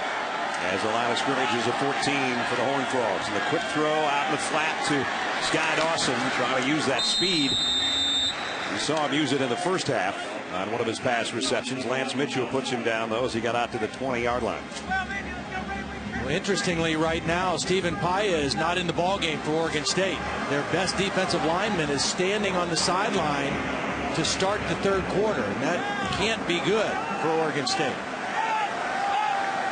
Here's a pistol set again with Ed Wesley, who was very, very efficient in the first half in the tailback spot behind Andy Dalton. Dalton may have changed things up there on a 2nd and 5. He tells Wesley to call. Rides it in his gut, and Wesley broke out of the pack. Out across the 25 to the 27, and Wesley's got a first down, pickup of 9. It's a big offensive line for TCU. They got some guys playing in some different spots. Marcus Cannon, the starting left tackle, number 61, is 6'6". They list him at 350. I think he's bigger than that. Couple of biscuits bigger than that, yeah. He was a right tackle last year. He's the starting left tackle. Zach Roth is the starting right tackle. He was a guard last year, but they're big, big bodies up there, and they're having their way right now running the football. Dalton slip screen to Curley, and that got it out to about the 30-yard line. Pickup of about 3. Marcus Cannon, right now, they say he's around 263. That's kind of the rumor around the locker room. As Todd said, he was the right tackle last year, and Jared Anderson, the offensive coordinator, calls him the dancing bear. That big, but still agile, and he is a load on the left side. It's interesting. He said it takes him a couple weeks during training camp to get back interested in football. He just especially when it's 105 degrees in practice. Paya's back in there now, the defensive front for the Beavers. Out of the shotgun. And Wesley got the corner. Turned up and short of the first down by about 1, I think. Ed Wesley quietly putting a nice night together. 10 carries for 77 yards and a touchdown. Starting cornerback Brandon Harden just walked off the field after that last play. Number 17 for Oregon State, out of the game. TCU, Todd, did a great job in the first half of their third down conversions. The only 2 times they didn't pick them up, they were 3rd and 6 or longer. This is a short one. Yeah, they averaged 3rd and 5.5 to go, and there's another conversion. Matthew Tucker dances his way into the second level, and the first down. Went on a quick snap there. Yeah, they huddled, so it wasn't a no huddle, but it was quick to the line and quick snap, and they still caught the Oregon State defense not ready to play. 7 out of 9 on third down. You win a lot of football games playing like that. And you mentioned that the key to being successful on third down is manageable distance. I mean, they haven't had to throw the football and make tough throws on third down. They've been able to run it. First down at the 42. Opening drive, third quarter for the Horned Frogs. Here's a counter. Tucker. Tucker now getting in there and spelling Ed Wesley, and he's getting his yards as we check in with Holly. Well, guys, all through the preseason and since last season, Jaquiz Rogers was never tackled through practice. In fact, some of their staffs told me he wasn't tackled 1 time. So in the first half, several times I saw his body language. He was starting to get tired, and now look at him over here on the bench. He's just kind of chilling, relaxing. I don't know if he's tired, but the body language suggests it. Just wondering, how hard is it to suddenly get tackled in a game when you aren't used to it throughout the course of the preseason? He doesn't look like he's into it at all, does he? 7th play of the TCU drive, opening up the third quarter. As we said, you'd like to get the football back defensively. What a grab by Bart Johnson. Going down. Got his hands out there and snared that one at the 38-yard line. It was a great effort by Johnson. I thought this ball hit the ground. I mean, that's what it looked like to me, but Johnson made a great effort for it. Going down. Oh, what a great catch. About 2 inches left. That was a tremendous catch. Yeah, it really was. You talk about getting your hands out and catching the football in front of you instead of using your body. You can't do it any better than that. Drive stays alive and moves to the 38-yard line of Oregon State. Here's Tucker. Puts his head down and dives inside the 35. Lance Mitchell, another tackle. Mitchell's been a busy safety back there. He's made a lot of stops tonight.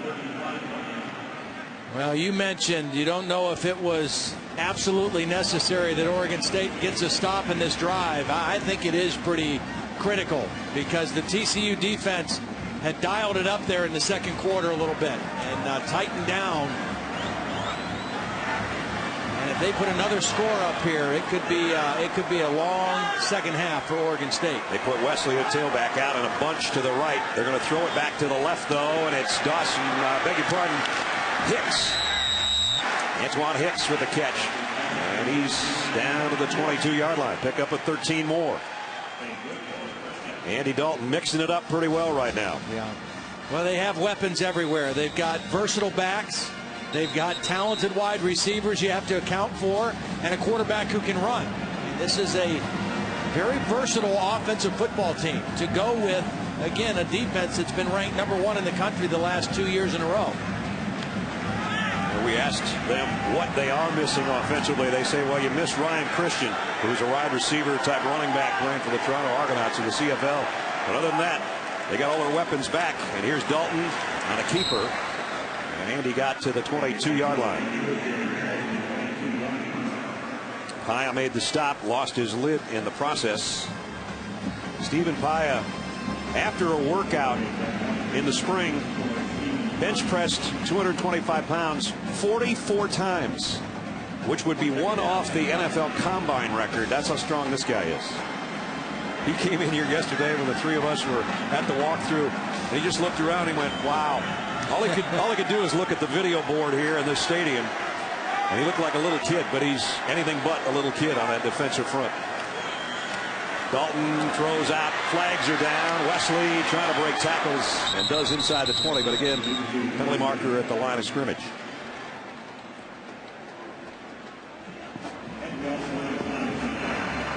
Illegal motion, number 88, offense. 5-yard penalty, repeat second down. Jimmy Young got a head start. Well, the only thing that appears to be stopping TCU right now is TCU, because Andy Dalton is doing a brilliant job of spreading the ball around, mixing in the run. He's 4 for 4 on this drive to 4 different receivers. That one didn't count because of the penalty. TCU has got 27 seniors on their roster, which ties for the #1 amount in all of college football. So they've got leadership from that quarterback position, and they've got a lot of other guys that are leaders as well. Here's the option and the pitch to Tucker, and Tucker's inside the 15, close to another first down. Roberson with a tackle. Well, nice 1-2 punch between Wesley and Tucker. Yeah, they have really hurt him with the option when they've gotten outside. Dalton does a nice job of making decisions, taking it to the decision point, getting it outside, outflanking the defense, wide receivers blocking downfield. They're wearing out this Oregon State defense because they're making them run side to side. Not only are they not getting TCU's offense off the field, the quarter's half over. Dalton throws, and it's intercepted. There's the one mistake. And Dwight Roberson with a second interception of Dalton tonight. That puts the halt and the stop to what TCU was doing. And that was a huge play for Oregon State because they weren't stopping him physically, but they got this interception that they needed. They're down a touchdown, but they're on offense when we come back.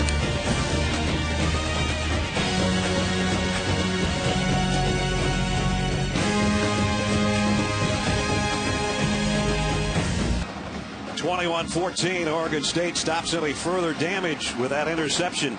TCU, as we take a look at the red zone, brought to you by Verizon.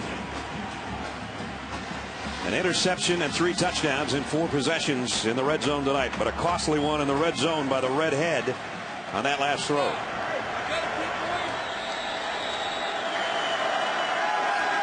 Dwight Roberson's first career interception gives it back to his offense at the 13-yard line.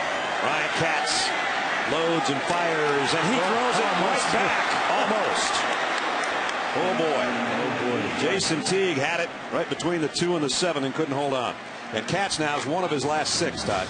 Yeah. Well, they were trying to get the ball to the tight end, Halahuni. He was double covered. I mean, there was not even a place for Katz to throw the football, and he was very, very lucky because he zeroed in on Halahuni to try to get him involved in the offense, and very fortunate that wasn't picked off.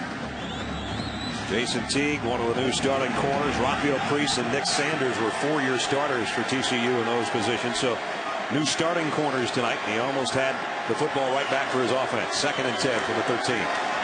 Jaquiz spins and got it out. Tough run to the 21. One of his better runs of the night. Well, he made a couple guys miss. There were guys that were unblocked, and Jaquiz was able to make a miss right about the line of scrimmage. Right here, he makes 2 safeties miss, and he's able to pick up 5 or 6 yards. I've said before doing Oregon State games, Quiz might be short, but he's not little. He is poured into that body, and he can take a shot and deliver one as well. Big 3rd down right here. Maybe the biggest of the night so far for Oregon State. Katz, quick throw, got it first down. James Rogers, and he is going to be horse collared. That's going to be another 15 yards. Boy, did you see James protecting the football? I mean, he was not letting go of this football. He had it high and tight. Tanner Brock's the guy that is going to be guilty of the horse collar. When I was up there Wednesday after practice, the Rogers brothers both were running sprints. Personal foul, horse collar tackle, number 35, defense. 15-yard penalty enforced from the end of the run, automatic first down. They were running sprints together, carrying a football, and carrying it just like this. Watch them secure the ball after the catch. High and tight, not getting rid of the football, and getting extra yardage. We talked about the Rogers brothers having so much family and friends from their hometown of Richmond, Texas here tonight. And they've got something to cheer about now because the Beavers are back in Horn Frog territory at the 42-yard line with a first down. Trailing by a touchdown. Katz going deep. Got a man out there, overshot him. Marcus Wheaton. And again, you see the arm of Ryan Katz. Maybe a little more air under that. That might be a touchdown, but he got it out there and got it all the way to the end zone. I'm surprised they still have not been able to throw the ball to Jacquizz Rogers yet. Now, last year he caught 78 balls, and that was up from 29 his freshman year, and they've not thrown it to him yet tonight.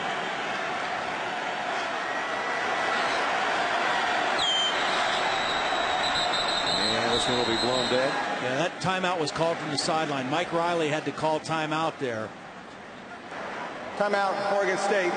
This is their first of the half. Timeout. With 6:33 remaining in the third quarter, head coach of the Beavers wants to talk it over with his troops. They've got a golden opportunity to try to tie this up when we come back.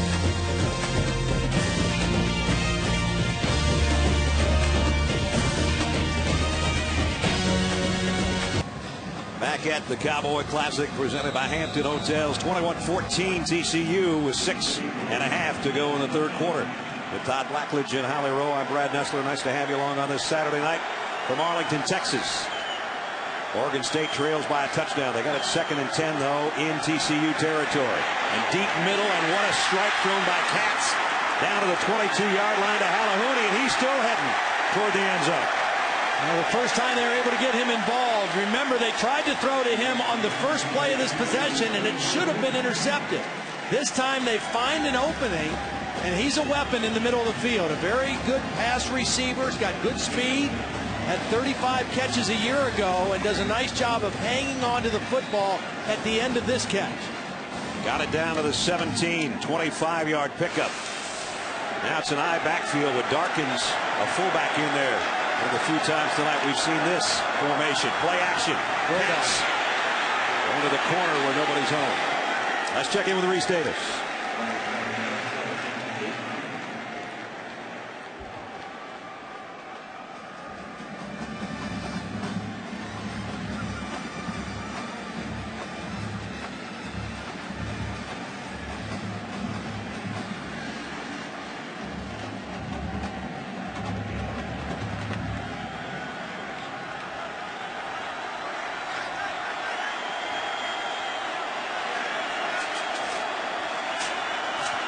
Here, Oregon State driving in TCU territory. Jacquizz Rogers got away, got the corner.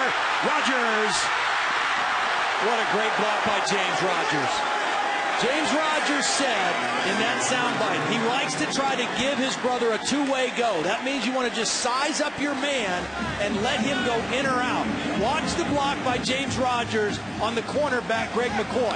Stands him straight up and allows Jacquizz to either go in or out, get to the corner, and get inside the 5-yard line. So the Beavers bring in an extra tight end as they've got it at the 2-yard line, a 16-yard run. Actually, it's at the 1-yard line, a 16-yard run by Rogers to get him close.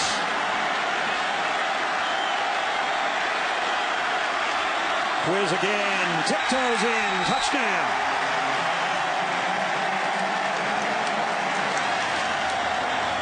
Mom's loving it. So are all the Oregon State faithful. We're a point away from a tie game again. You go back to the interception that Andy Dalton threw, the interception that almost was thrown by Ryan Katz that was dropped, and now we have a tie ball game almost.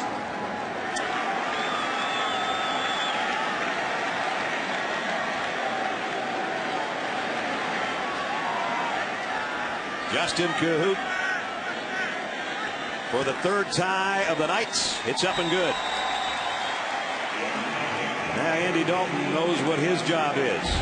Try to get the football back in Oregon State's end, but not make a mistake.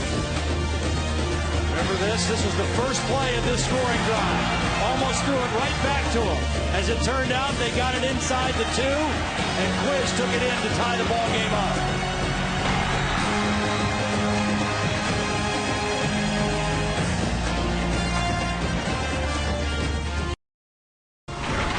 The 2010 Cowboys Classic, brought to you by Dick's Sporting Goods. Every season starts at Dick's. And Dr. Pepper, there's nothing like a pepper. They tell us it's the best locker room on the premises, the locker room of the Dallas Cowboy cheerleaders. I know one thing, they got more makeup mirrors in that one than they do in the Cowboys locker room.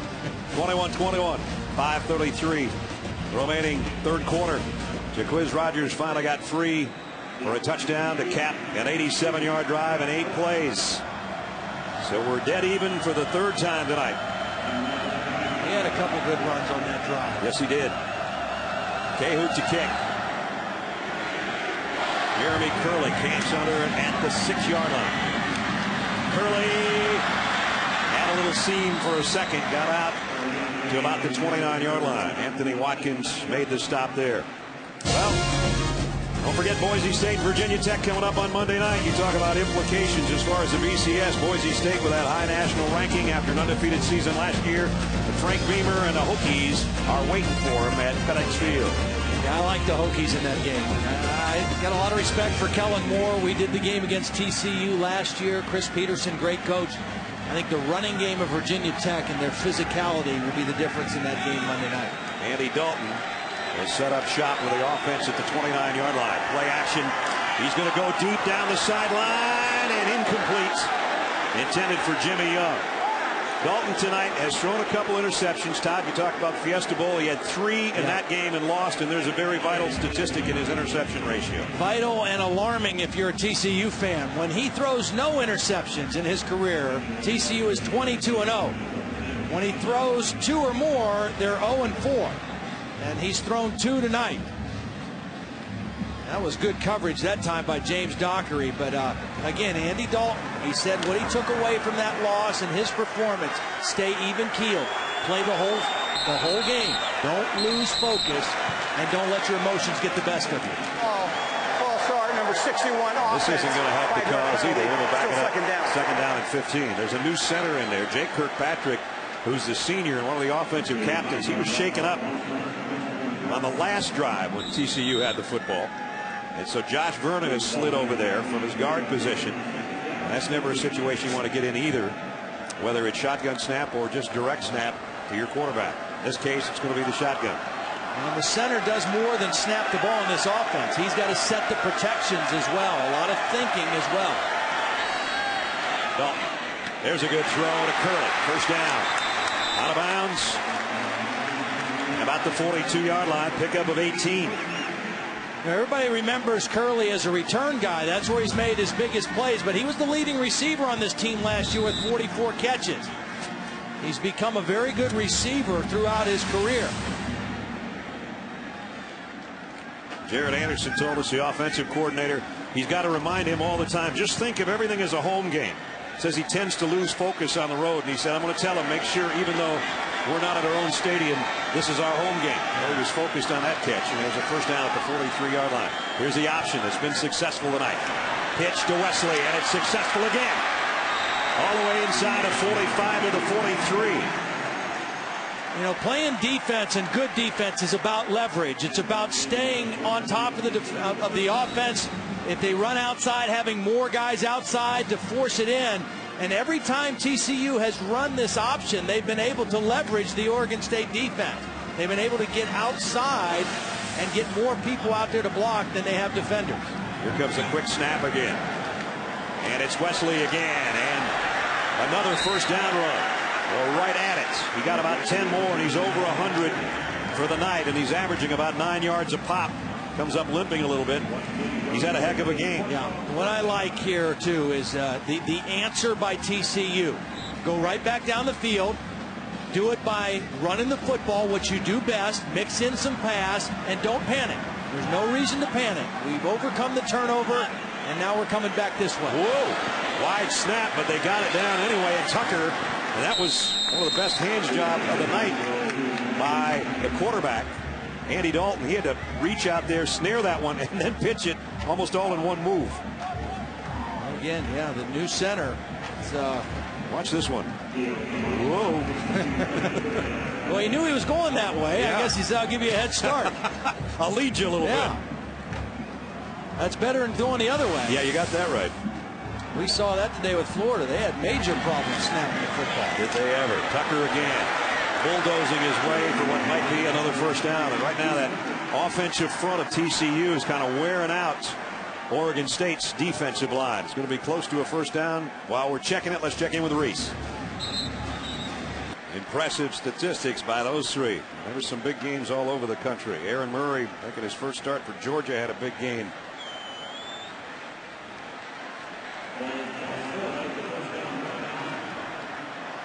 Tuimane was shaken up on the play and came to the sideline while they're measuring, and they're about a length shy, or just that clip that's on the end of the links, whatever that's called. We'll just call it the clip. So it's going to be third down and a clip.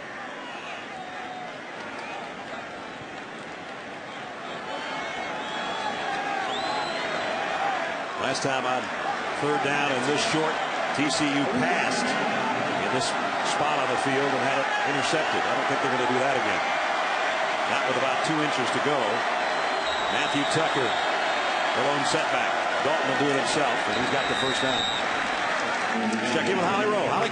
Well, guys, I feel like this is a little bit of false advertising because they kept saying that it's air conditioned in here in this building, but TCU was smart. They made a request to open the roof of the building. That way there's no air conditioning being used, and it is hot as can be down here on the field. You just saw one of the Oregon State players cramping up on that last play. Guys are starting to get tired, and Gary Patterson was smart. He knew this wouldn't be a home field advantage because of the heat, and he found a way to make it so. They practiced 8 straight days in over 100 degrees for fall training camp, so pretty smart move by Gary Patterson. Yeah, it was hot as blazes down here until the last couple of days has been very nice.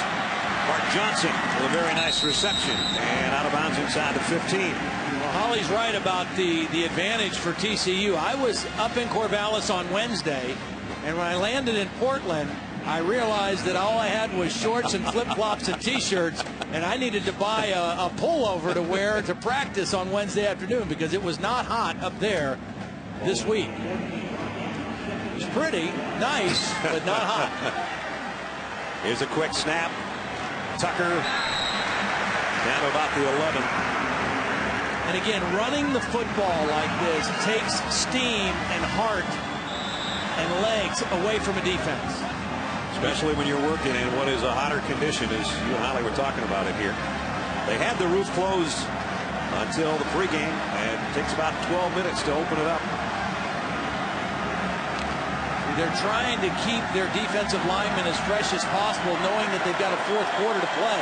That's why Paya's not in every play. They're rotating to try to keep them fresh, but they have not been able to stop TCU. Here's the option again. And Wesley off the pitch from Dalton. Got it down near the 7. Dwight Roberson, who has an interception in the ball game, in on the tackle. Paya coming back in. He was out for a breather. Right now, TCU can get a first down inside the 1-yard line, so it's not second down and goal. As you can see the strike, if they get it that close, they'll probably get it in. Quiz Rogers just trying to chill on the sideline as we saw him earlier. He tied the game up, and now Tucker trying to change that tie again. Third down coming up, and this is the biggest third down of the ball game for TCU. This is where, when you've got a quarterback like Dalton, if you roll him out, he's got a little bit of an option maybe. They got about 3 to go Long two, actually. When they've got him on the edge, it hasn't been with a run-pass option. It's been a keeper-pitch option. And that's been effective. They're on the right hash. I'll be surprised if they don't run wide to the left with the little option and give Dalton the choice on the edge. Here's the pistol set. Third down and long two. He rides it and keeps it and scores it. Touchdown.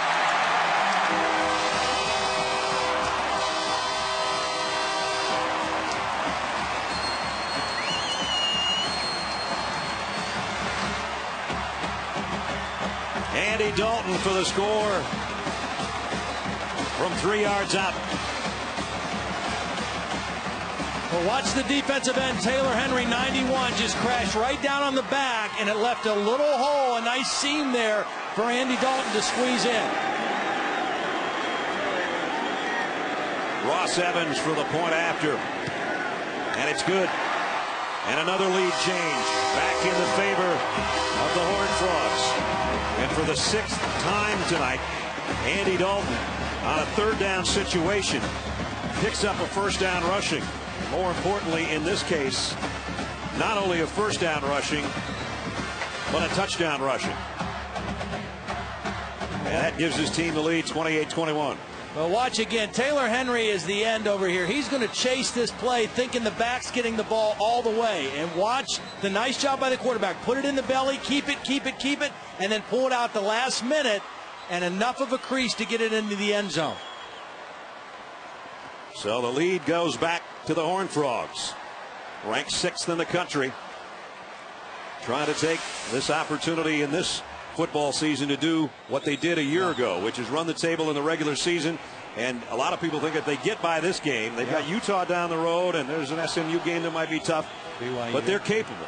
They are very capable. And what I like and what I'm seeing out of them tonight is their resolve, their toughness. And it starts with their quarterback. He's thrown 2 interceptions, but he's battled back. He's kept his poise. And offensively, when they've needed to respond and answer, they have. Sharples to kick. High and short. Rodgers camps under it at the 10. James Rodgers across the 25 and out to the 28-yard line. Talked about TCU and their schedule at SMU. That's on ESPN, and that won't be that easy either. But that Utah game down in November looms large. Utah with a big win in their opener over Pitt the other night. I agree. Gary Patterson told us, with this game against this opponent, it's not about style points. It's about winning by 1 more point. Yeah. And I agree. This is a quality opponent in Oregon State. Right now they're up by 7 points. Can they keep it that way? Draw play. Jaquiz Rodgers with a stiff arm, a stutter move, and then he got planted by 2 guys at the 35-yard line, T.J. Johnson and Colin Jones. But not before he got 6 or 7 yards. Yep. I mean, he did get planted, but this is another good run for Jaquiz. A little delay draw. He breaks the tackle attempt by Colin Jones. Jones gets him at the end, but not before Quiz gets 3 or 4 more yards. 55 yards now for Quiz, including a touchdown. Second down at 4. James Rodgers coming the other way, and Big Brother's got a first down. And there you see the idea. When you say a guy plays bigger than he is, that's a perfect example. He's only 5'7". He may only weigh 190 pounds, but he is really thick in his lower body. So when you hit him at the waist level and don't wrap up, he's not going down. Watch T.J. Johnson. Doesn't wrap him up. He just sheds that tackle and gets the first down. At the 44-yard line. As the third quarter comes to a close. End of 3. Good football game. In the Cowboy Classic. Right now, the home team's got the advantage, but by only a touchdown. TCU 28, Oregon State 21. Hang around. Fourth quarter is on deck.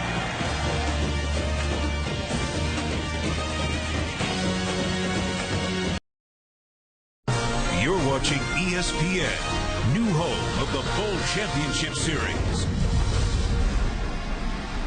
Set to start the fourth quarter of the Cowboy Classic presented by Hampton Hotels. Brad Nessler, Todd Blackledge, Holly Rowe, and our ESPN crew. Good football game. Number 6 team in the country leading by a touchdown The Beavers of Oregon State have got the ball to start the fourth with a first down at their own 44-yard line.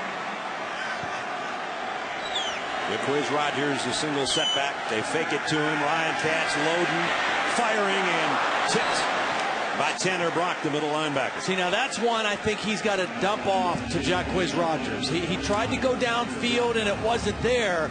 Jacquizz was his outlet.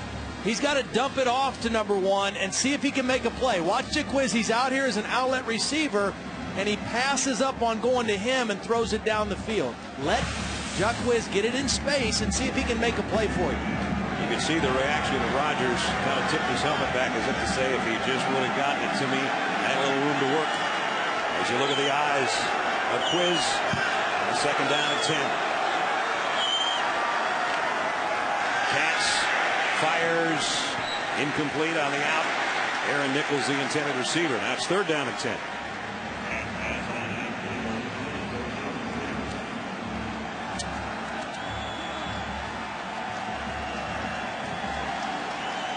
For 23 on the night. He started hot, had 2 touchdown passes in the first half, but he is cooled. There's his third down passing. They need that to go to 5 out of 8 right here on a 3rd and 10. Well, James is right here. That's probably where he's going to look on this play. High snap. Has plenty of time.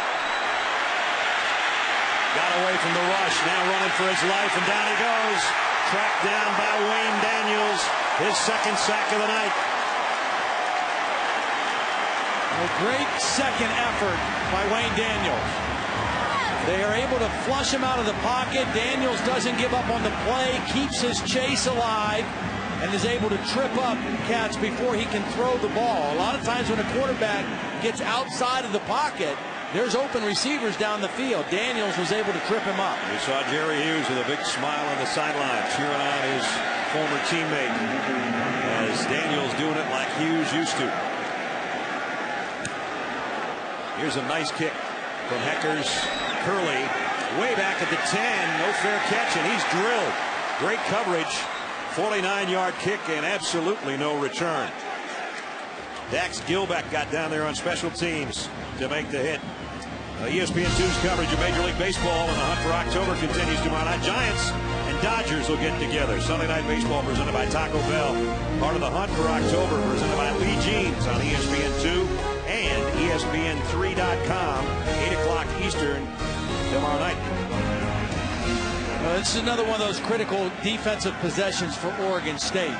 They don't necessarily need a 3 and out, but that punt and the good coverage flip the field. They've got to keep TCU in this part of the field for their offense. Dalton got it out to Sky Dawson. They try to get some blockers in front of him, and Dawson spins and fights for about 8 yards out into the 19-yard line. Dawson, world-class speed with a sophomore out of Mesquite, Texas.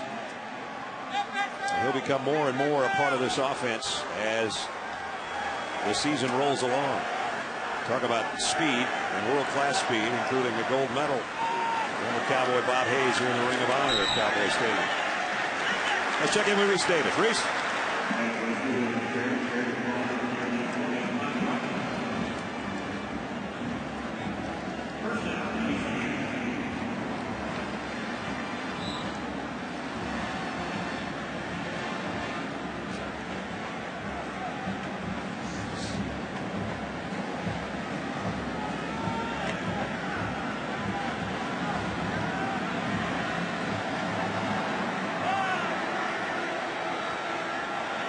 Wow, big win for North Dakota State. Dalton out and up too far. Out of bounds. Curtis Clay, the intended receiver, and Brandon Harden was back there defending.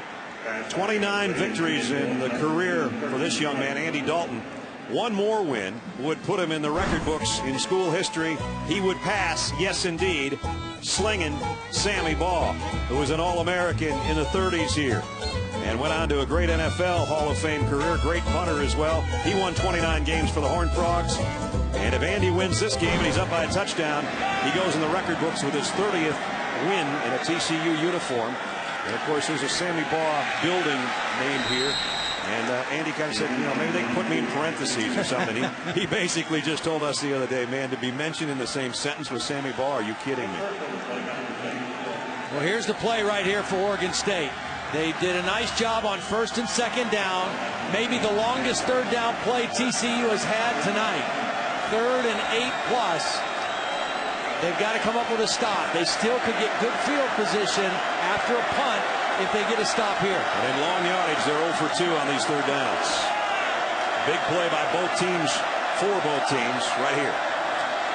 Dalton over the middle, crossing pattern. Is it going to be enough? No, it's not. Nice defense by Michael Doctor. Just what the doctor ordered right there. Big hit. No, they're going to have to punt it. That was a mistake, I think, by the young receiver, Josh Boyce, who made the catch. He tried to stretch that to the sideline to gain the 1st down. I think maybe if he just turns right upfield after the catch, he has a better chance of converting that 1st down. So now, Anson Kelton, that 280-pound punter, set to kick away to the 188-pound James Rogers. Rogers averaged about 12 yards a punt return last year, but when you look at the field like this, if he hits a line drive, James will have a chance. It's anything but a line drive. It's a mile in the air. James backpedals to the 13.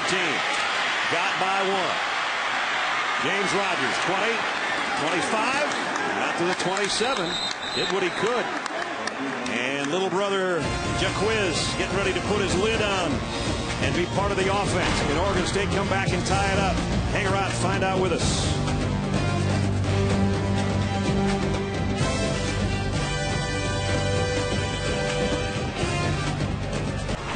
The 2010 Cowboys Classic is presented by Hampton Hotels. At Hampton, we love having you here. And in part by Lee.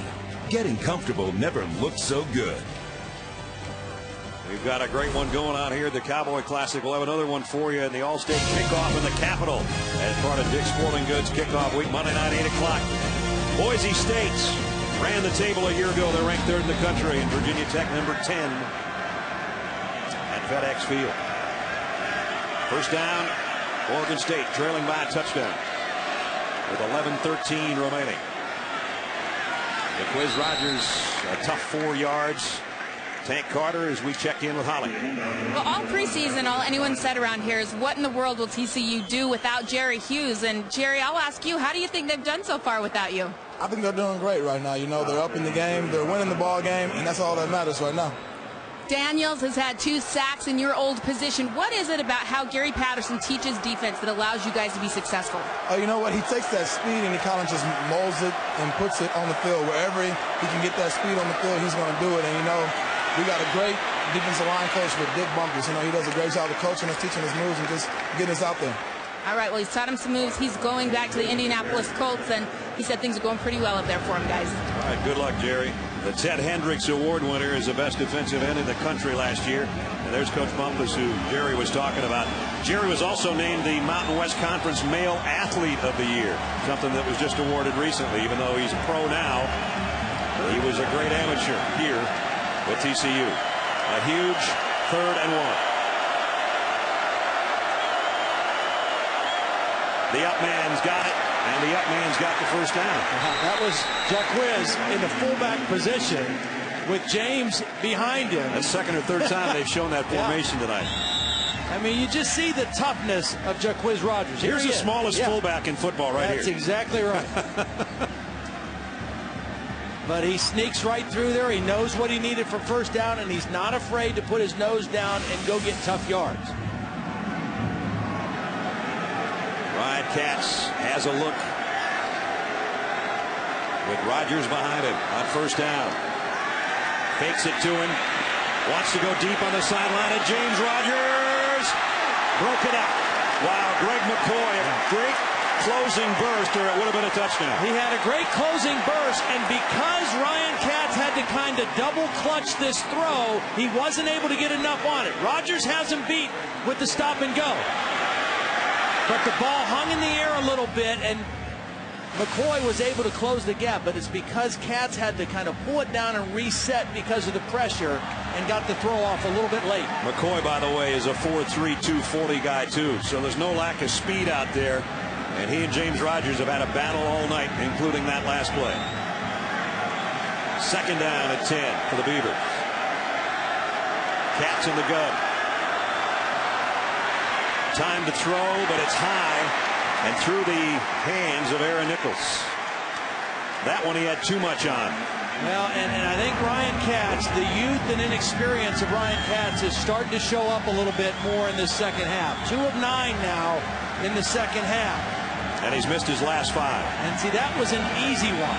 You know, the play before was a nice play by McCoy. That was an open receiver, and he just made a poor throw. And now he's got a 3rd and 10. And the purple-clad Horned Frog fans up again and making noise for the defense. Oregon State's going to have to earn this one. 3rd down and a full 10. High snap, draw play. Quiz Rodgers trying to dance his way to the sticks. He won't get there, but he did get to the 45, where it's going to be 4th down and 3. Still a lot of time left in the ball game. You're playing field position right now if you're Mike Riley as well. You flipped the field on the last exchange. You didn't get a score out of it, but at least you've got Hecker in a position to pin TCU back again. He's got to have a solid kick here and not let Curley make something happen on the other end. Remember, his short punt to Curley resulted in the late second quarter touchdown by TCU. The last time he came out to kick, he blasted one.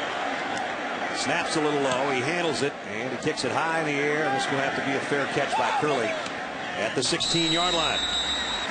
8:27 remaining in the football game. TCU has got the lead and the ball when we come back.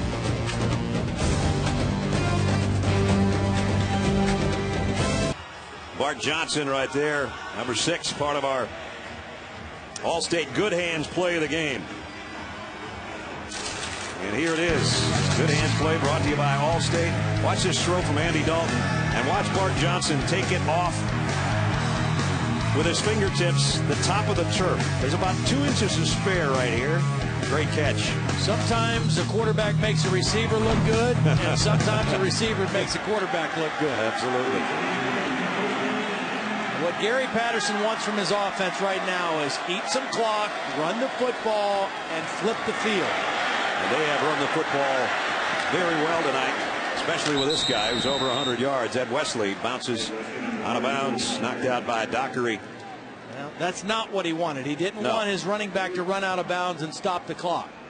Keep the clock running, run the football, and move the chain. So even if you don't score, you've got a touchdown lead. Even if you don't score, get yourself in a position to punt Oregon State down and then count on that rock-solid defense to keep them down there. On second down, Dalton play action. He's going to go for all of it down the far sideline, and it's incomplete. Brandon Harden broke it up. Now the pass down the sideline to Josh Boyce. See, you look at Brandon Harden, he's big for a corner. Yeah. I mean, he's 6'2", 215 pounds, and the coaches of TCU said, that's the guy we're going to go after. He's a little bit more of a run support guy, a banger. The other guy, Dockery, is probably their best cover guy. We're going to go after Harden. They got him once early in the game, but he's held his own pretty well. Well, the Horned Frogs have backed themselves into a little bit of a mud hole here on 3rd down and long, and have stopped the clock twice. 3rd and 7. Big play for the Oregon State defense. Dalton keeps it. Ooh, does he get it? I think he might. I think he might have.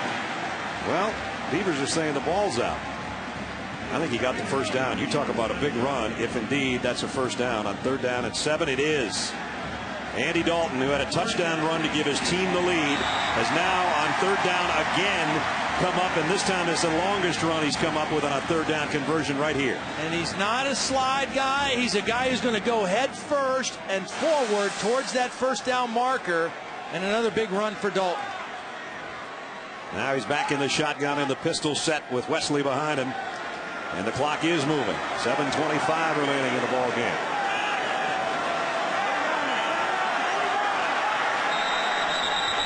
It looked like they were. I think they got the playoff. Delay a game. Offense. 5-yard penalty. Still first down. Todd, you know, I'm sure And it may have happened today in Georgia Tech's game or maybe a Navy game. I don't know that I've seen so many third down conversion runs by a quarterback. I'm sure Joshua Nesbitt probably had 4 or 5 today, but Dalton's got 7. For a team that's not really known as an option team, yeah, you're right. They back themselves up here. 1st and 15, but again, the clock's going to move its way inside the 7-minute mark, leading by 7, 6th-ranked TCU. Quick throw in the flat to Curley. He wants to stay in bounds, get what he can, and he does both. And he's almost got another first down. On a 9-yard pickup for Jeremy Curley. Senior out of Hutto, Texas.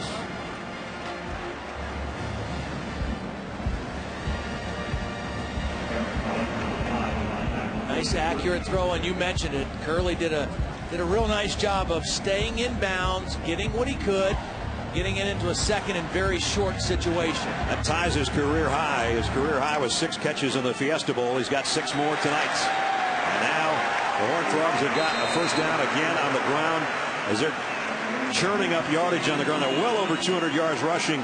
And a stat for TCU, when they go over 167 yards on the ground, they've won their last 40 games in a row. And they're up about 250 or so right now.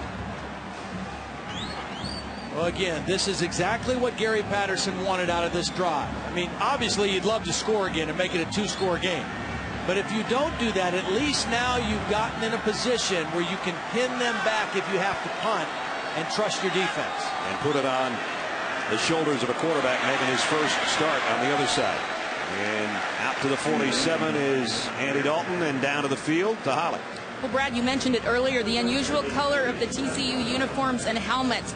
It's gray going to white, and the theme for this team this year is an old quote by their former coach, Dutch Meyer, who was legendary back in the 1930s. Gary Patterson plucked this quote: "Fight them till hell freezes over, and then fight them on the ice." So Nike designed these uniforms. It's lizard skin that turns white to ice, and inside the neck of their jerseys is embroidered the words, "Till hell freezes." Boy, Dutch Meyer, who coached here 1934 to 52.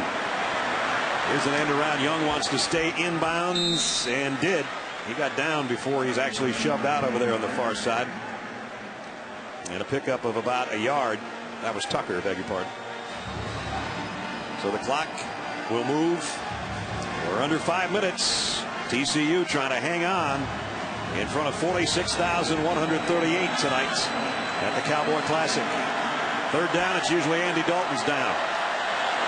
12 of 14 third down plays, they've run the football.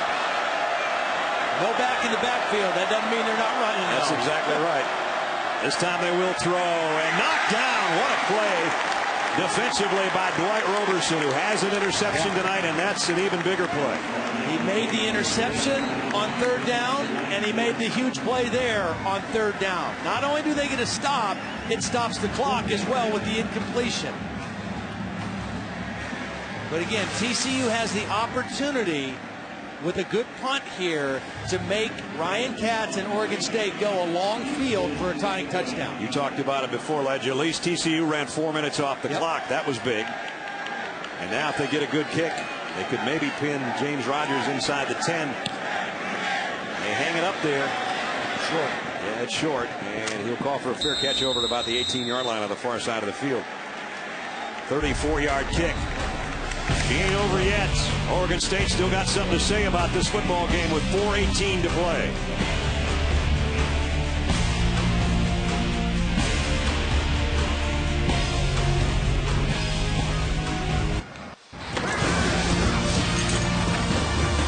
Primetime college football presented by Hampton Hotels. It's a Cowboy Classic in Arlington.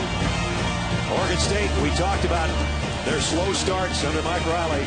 They're 1-12 in pre-October games, which includes a late August game. That's why we say pre-October. Well, right now they've got still time to do something about it. 4:18 remaining, but they trail by a touchdown. Remember, they got Boise State also in the first 3 weeks of the season. They wanted to get off to a hot start here, but they could upset TCU on the road.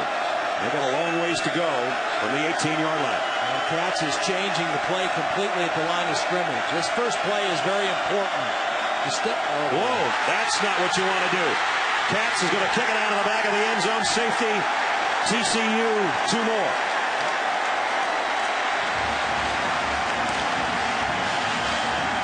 I don't know that he's allowed to kick it like that. Well, Uwe Shaman did it for the Tampa Bay Buccaneers, didn't he? Or was it Gary Upremian? One of those guys did that. For the first time tonight, Ryan Katz is trying to change the play, and the center, their best lineman, Alex Lindenkolb, snaps it when he wasn't ready, and it went over his head. The worst possible thing that could happen on this drive just happened for Oregon State.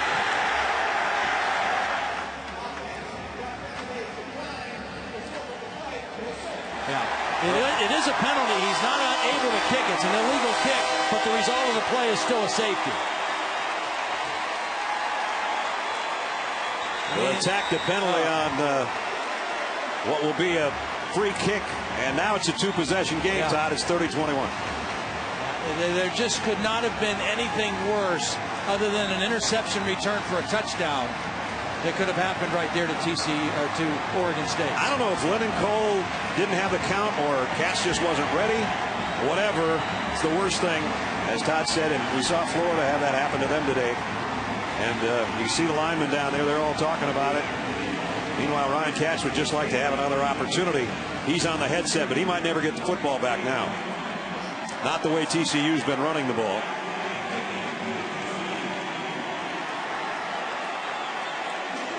So Johnny Hecker will have the free kick.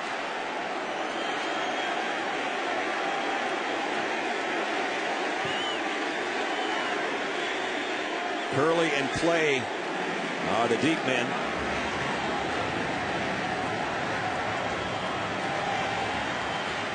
Disaster strikes in Arlington for Oregon State on that last play.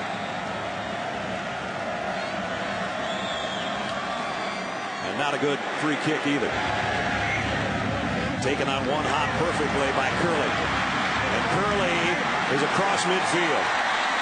TCU couldn't have had anything work better. Yeah. Short free kick, good return in Oregon State territory. But here again, Katz trying to change the play maybe and watch the snap. Never even looked at it. No. He's still looking at the formation. He's trying to change the play. Probably not the best time to try to make an audible like that. And again, the worst situation. He's trying to communicate to the whole field. And he's looking left, and the ball goes right over his head, or right past his head. So a 9-point lead for TCU. Here comes Ed Wesley. There goes Ed Wesley to the 30-yard line. And the Horned Frogs, 4 minutes away from wrapping this thing up. And of course, now the question becomes for TCU.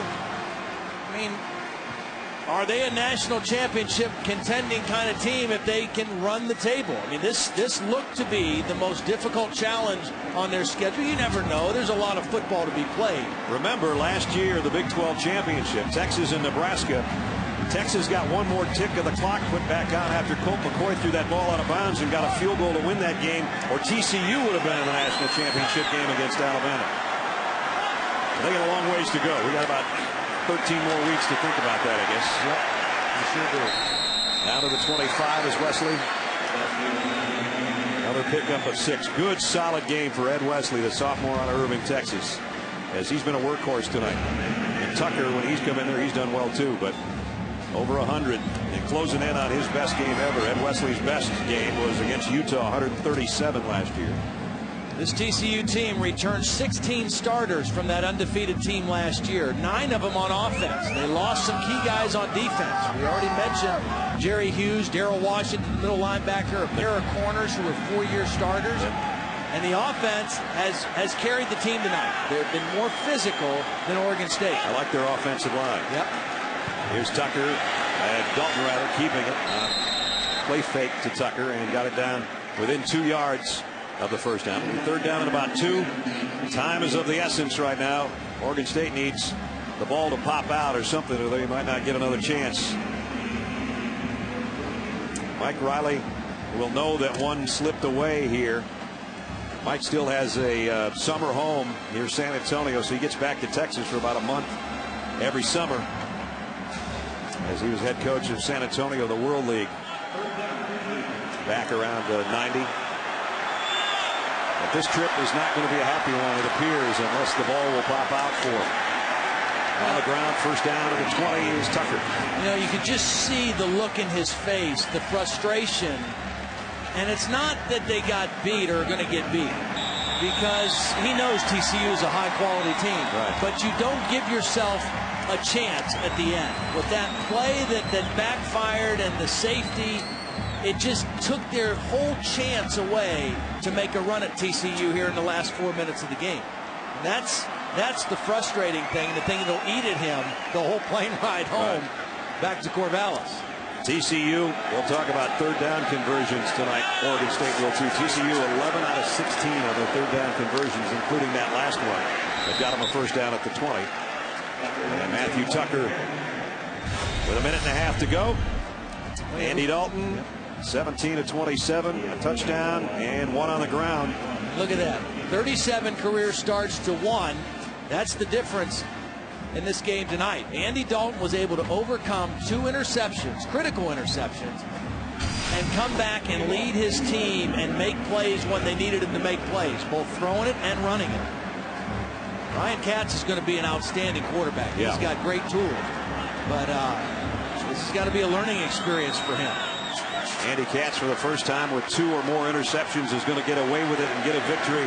And it's going to be a victory that's going to put him in the school record books, as he is under a minute away from being the winningest quarterback in TCU history. His 30th win is coming to pass Davey O'Brien on the all-time list. Sammy Baugh, beg your pardon, on the all-time list. The thing I like fans know that now. The thing I like about Andy Dalton is, you know, he hated the way he played in that Fiesta Bowl. Threw 3 interceptions. Couldn't wait to get back on the field this year. Said his takeaway from that game was, I got to stay even-keeled. If I make a mistake, I can't let it get to me. I've got to stay the course and be a calm leading and a calm influence for the rest of my team. And he did that tonight. 7 third down conversion runs by just the quarterback alone. And what will end up being a 3-yard touchdown. That's the winning touchdown that put him up 28-21. So now 47 seconds remain.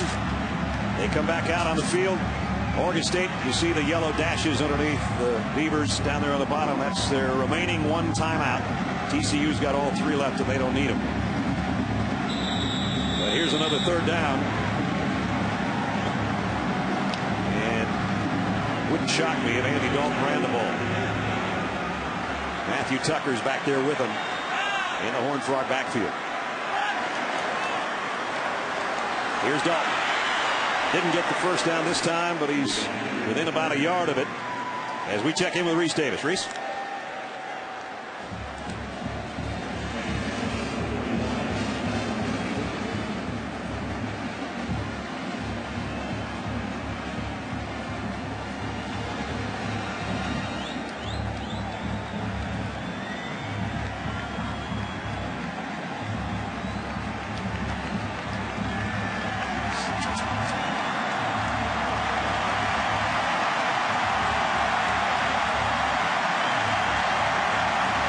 Thanks. The final seconds ticking off.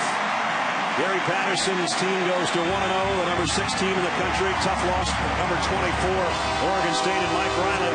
Be a long ride back to Corvallis, but a really good football game in the Cowboy Classic, 30-21. As we check in with Holly and the winning coach. Well, Coach, what was going through your mind earlier in this game when your senior quarterback threw 2 picks?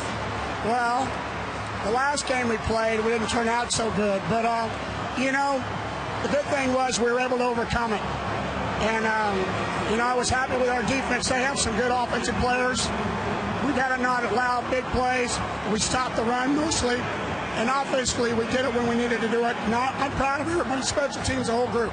Well, particularly your running game. Not only Andy Dalton on key third downs, but Ed Wesley had a terrific game. What enabled you to run the ball like you did? Well, you know, it's an old team. I keep telling everybody we had 9, 10 starters coming back and everybody else. We were missing a tackle. So we were able to put a lot of the offense in early. Everybody was playing with confidence. And Now we've got 11 more ball games, so we'll see how they turn out. All right, thank you, Coach. You bet. Didn't need style points, just needed one more point. Ended up 9 points up, and there's the winningest quarterback in school history. If it was a baseball game, he'd have the game-winning hit. His 17th career rushing touchdown was the one that won it. He's got 30 wins now in that uniform, and he's a happy guy.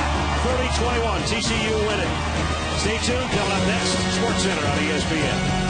Right now, for my partners, Todd Blackledge and Holly Rowe, and our entire crew from Arlington, Texas, and Cowboy Stadium. Brad Nessler saying so long. This has been a presentation of ESPN, the worldwide leader in sports.